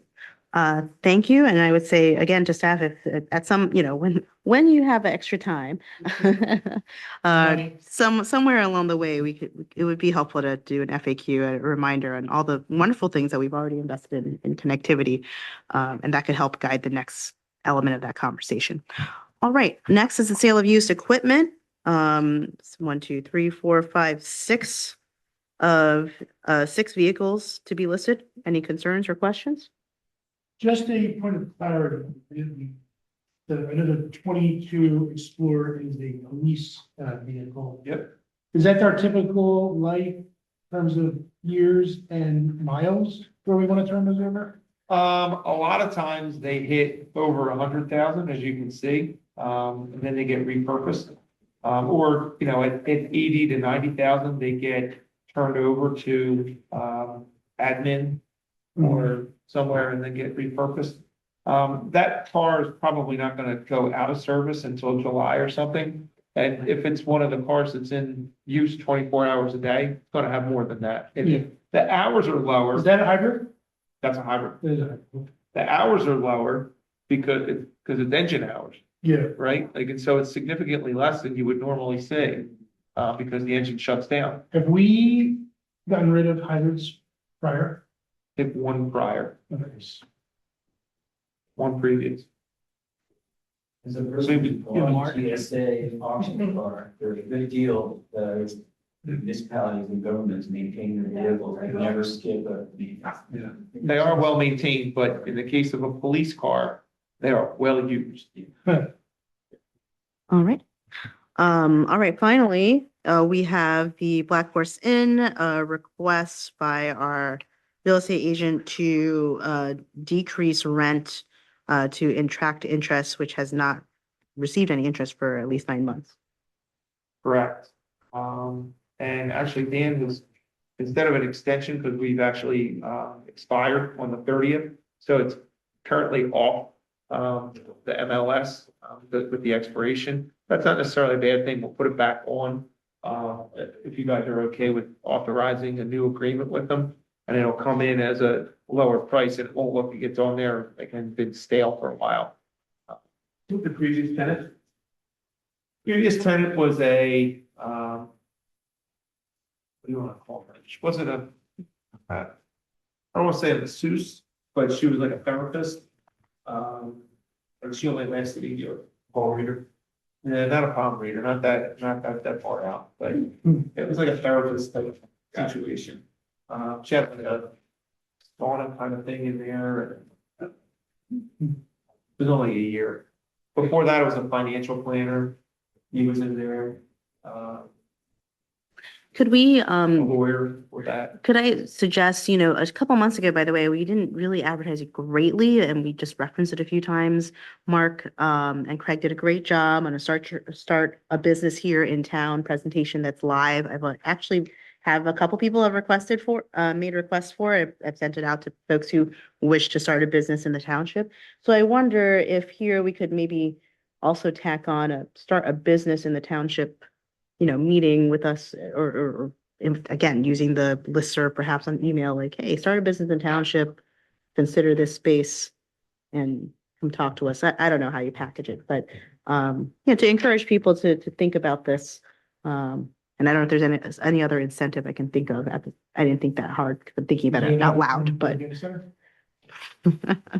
But, something to encourage someone who may wish to start a business in town, and this rent could be enticing, or maybe there's I don't know, $50 start a new business credit or something like that, to entice someone to get started. Perhaps this is an opportunity. Because it seems like it struggles to rent, right? I mean, it's It's a tough spot, right, obviously. Small space, and for what you can do there, you can probably do from your home. Right. If you have a quiet work space to work from at home. Right. There's not too many weed whackers. Anyways, I don't have a solution, just making a suggestion. If there's something that comes to mind to make it enticing for someone to get started, this may be a low entry point, if you will, to get started. And if there is a new business, if there's something we can do to assist, happy to consider it. All right, well, that concludes our packet. Before we move into a few executive items that we have, I don't know if we have anyone still online, but if you stuck with us this far, thank you so much. Oh, thank you all. I have Great. a couple long executive. All right, and then we have a few items before we conclude. Just kidding. Madam President, may I request that we implement the summer business meeting dress code starting in June? I will allow it. Like we did last year. I think that's a great idea. What is it? Business casual versus boat ties. Like what I'm wearing tonight? Yeah, business casual. Yeah. Sounds great. You gonna start that on Wednesday or? I was gonna say June, July, August. That's fine. June, July, August. We should make that a Um, running reminder. I saw the police department put out a thing about like scooters and all that. I will just say the motorbikes on the road have really picked up in Orland, as you. No kidding. As you might expect. The one positive, I've seen them all wear helmets, which. But like, I mean, in one case, the kid was really riding on the outside of Marlowe Field. And went right from the grass into the road and it was hit him. They're going pretty fast up and down all over. I see it there because I live there, but. I think we need to make the distinction between the e-motos. This was an actual motor. Yeah, This is these, what they're called e-motos, they just have foot pegs. And they're basically electric dirt bikes. This was a traditional. No, I think they're electric. Most of the kids get electric. It's probably electric. No, this was not. Do we know if there's any state Oh, really? Oh, effort to do better with this in general? It would be helpful if they would do it, but for the same reason we don't have local use of radar, I suspect that there's a lot of differing opinions across the state on all these things. Sure, if you live in a more rural space, obviously, I can understand having dirt bikes and those type of New vehicles. Jersey has a really motors. comprehensive law that governs these things. Your motorbikes, e-bikes, everything. And it treats them like a licensed vehicle now. Yes, you register for the road. Yeah. Can we write a letter in the same vein to our state reps that say, hey, look, this is a real challenge? And it would be really nice to get some guidance. The enforcement last year when it came out was effective, right? Didn't they confiscate? I think so. It really cleaned it up. So I guess my question I was gonna ask. A little bit, do you want me to like tell the chief, like, you want a no nonsense policy on it? I mean, these are, I mean, they're weaving in and out of cars. I know. The ones, I didn't see the ones this year, but last year, they were low to the ground, no lights, riding at night. I mean, it was really dangerous. Yeah, I can dip it down sidewalk. Like I'm driving on Paper Mill Road Well, and they're on the e-bike and he's cruising. there was one over the weekend, where a kid was on a e-bike going down a sidewalk on Paper Mill Road and a guy was backing out of the driveway. Didn't see him, hit him. Yeah. And he was okay, but I mean, I think we're asking for trouble. If we have no enforcement, someone gets hurt, it's gonna. Yeah, it seems. I don't want to be the fun police, but it is. Yeah. I'd be I interested should in. say, when I was a kid, I would have been all over these things. Oh, yeah. Yeah, this would have been really fun to use, but I just don't know how they're getting hold of these expensive electric dirt bikes without the parents paying for it. The parents are paying for it. Right. Brendan, do you have a question? Well, I'd be interested in the chief's position Yeah. from an enforcement standpoint, because it may not be that easy. But I think there was recently a death in Philadelphia where they were trying to pull over like in Philadelphia. And they don't chase. Yeah. Guy went down the wrong way street and What's the smashed speed it. limit on Paper Mill Road? speed limit on Paper Mill here, 35. 35, yeah. Those things would go 20, like, even for a golf cart, to be registered, it can't go above 25 miles an hour. And you can't be on a road that is above 25 miles an hour. This kid was on his e-bike, zipping up Paper Mill, then he hopped on the sidewalk, and I'm like, okay, that's just.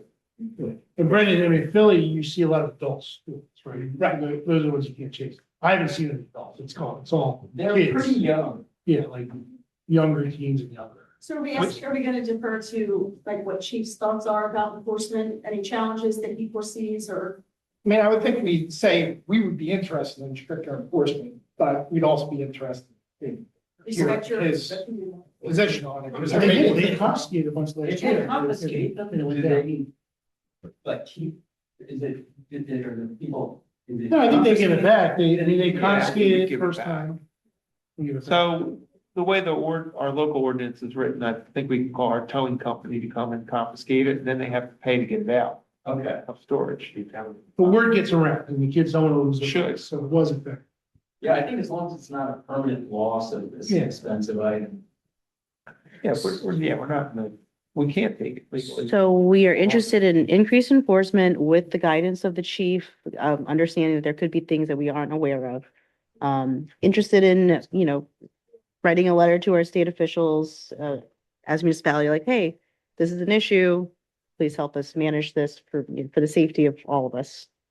I will say I was surprised to learn, I guess I kind of knew that the scooters, like the stand-up e-scooters, are also only permitted on private properties. So you can't just e-scoot across town either. Which is a little surprising only because, it does make like a logical sense. Again, state level stuff. Just a reminder, you can't also e-scoot across town. You can only do that on private property. So, all right, you have one more thing. That was it. Oh, that was it. All right. Does anyone have anything else before we conclude and go for a couple executive items? The notion of McDelvey as is it recommended by PrAC is kind of official at this point, and that they didn't take a vote, but they agreed when I asked them, said, do you guys agree that McDelvey makes sense to consider for a state park? They said, yeah. Oh, I should say I somewhat skipped our committee reports and we, but that's okay. right. But I'm just saying. It's a little lengthier So, meeting, thank so. So how do we get through to the skate park association and say, hey, start fundraising for that? Well, I guess we'd have to decide also and formally that we'd want to make such an offer, right? You would. So maybe put that on our agenda for next month. And in the meantime, craft what that could look like on the agenda and get the details together, our ad hoc subcommittee, and figure it out with any private associations of interest. Was any reps from the association at that meeting? Yes, and they said, Are they interested in they, that? they said, how big is it? And we said, look, we get, 5,000-6,000 square feet in there. And said, okay, you can have fun at that level. You can have a little bit of skate park at that level.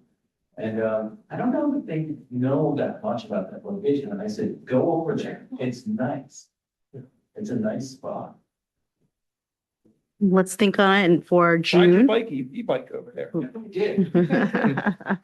Let's think on that for June. Yeah, develop that out a little bit more of what we would actually want to see so that we can have something more formal. If not June, then obviously whatever meeting that it's right for. Jim Murphy agrees that Jim's, done his exhaustive study and he's like, yeah, this looks like a location. Okay, great. Is there any other standout issue from fellow commissioners or from your committees? Then we'll pause those committee I'll share reports. that, we had the Arbor Day celebration on a very rainy Saturday morning. Gave away, what was it, about 38 trees, Craig? 38, that's great. Part of the giveaway. We also planted a fall fiesta sugar maple in honor of former Commissioner Wilson, who unfortunately was not able to join us, although I couldn't really blame him for not being there on a rainy day. But I am informed that he has since gone and inspected the tree and it is up to his standards. Fabulous. Express this red. And he expressed this great. Great. Well, if you've forgotten anything, we have another meeting later this week on Wednesday, and I will check in again on Wednesday if we have forgotten anything. We have a few executive items to go through at this time. That is this Wednesday. Sorry, Jim. And so that will conclude the public portion of our meeting. Technically, it's open again for public comment if you have any interest. And we just want to note that we do have someone in the room still with us tonight. So thank you so much for staying, Tim. Yay. It's gonna be longer than any board of appeal meeting.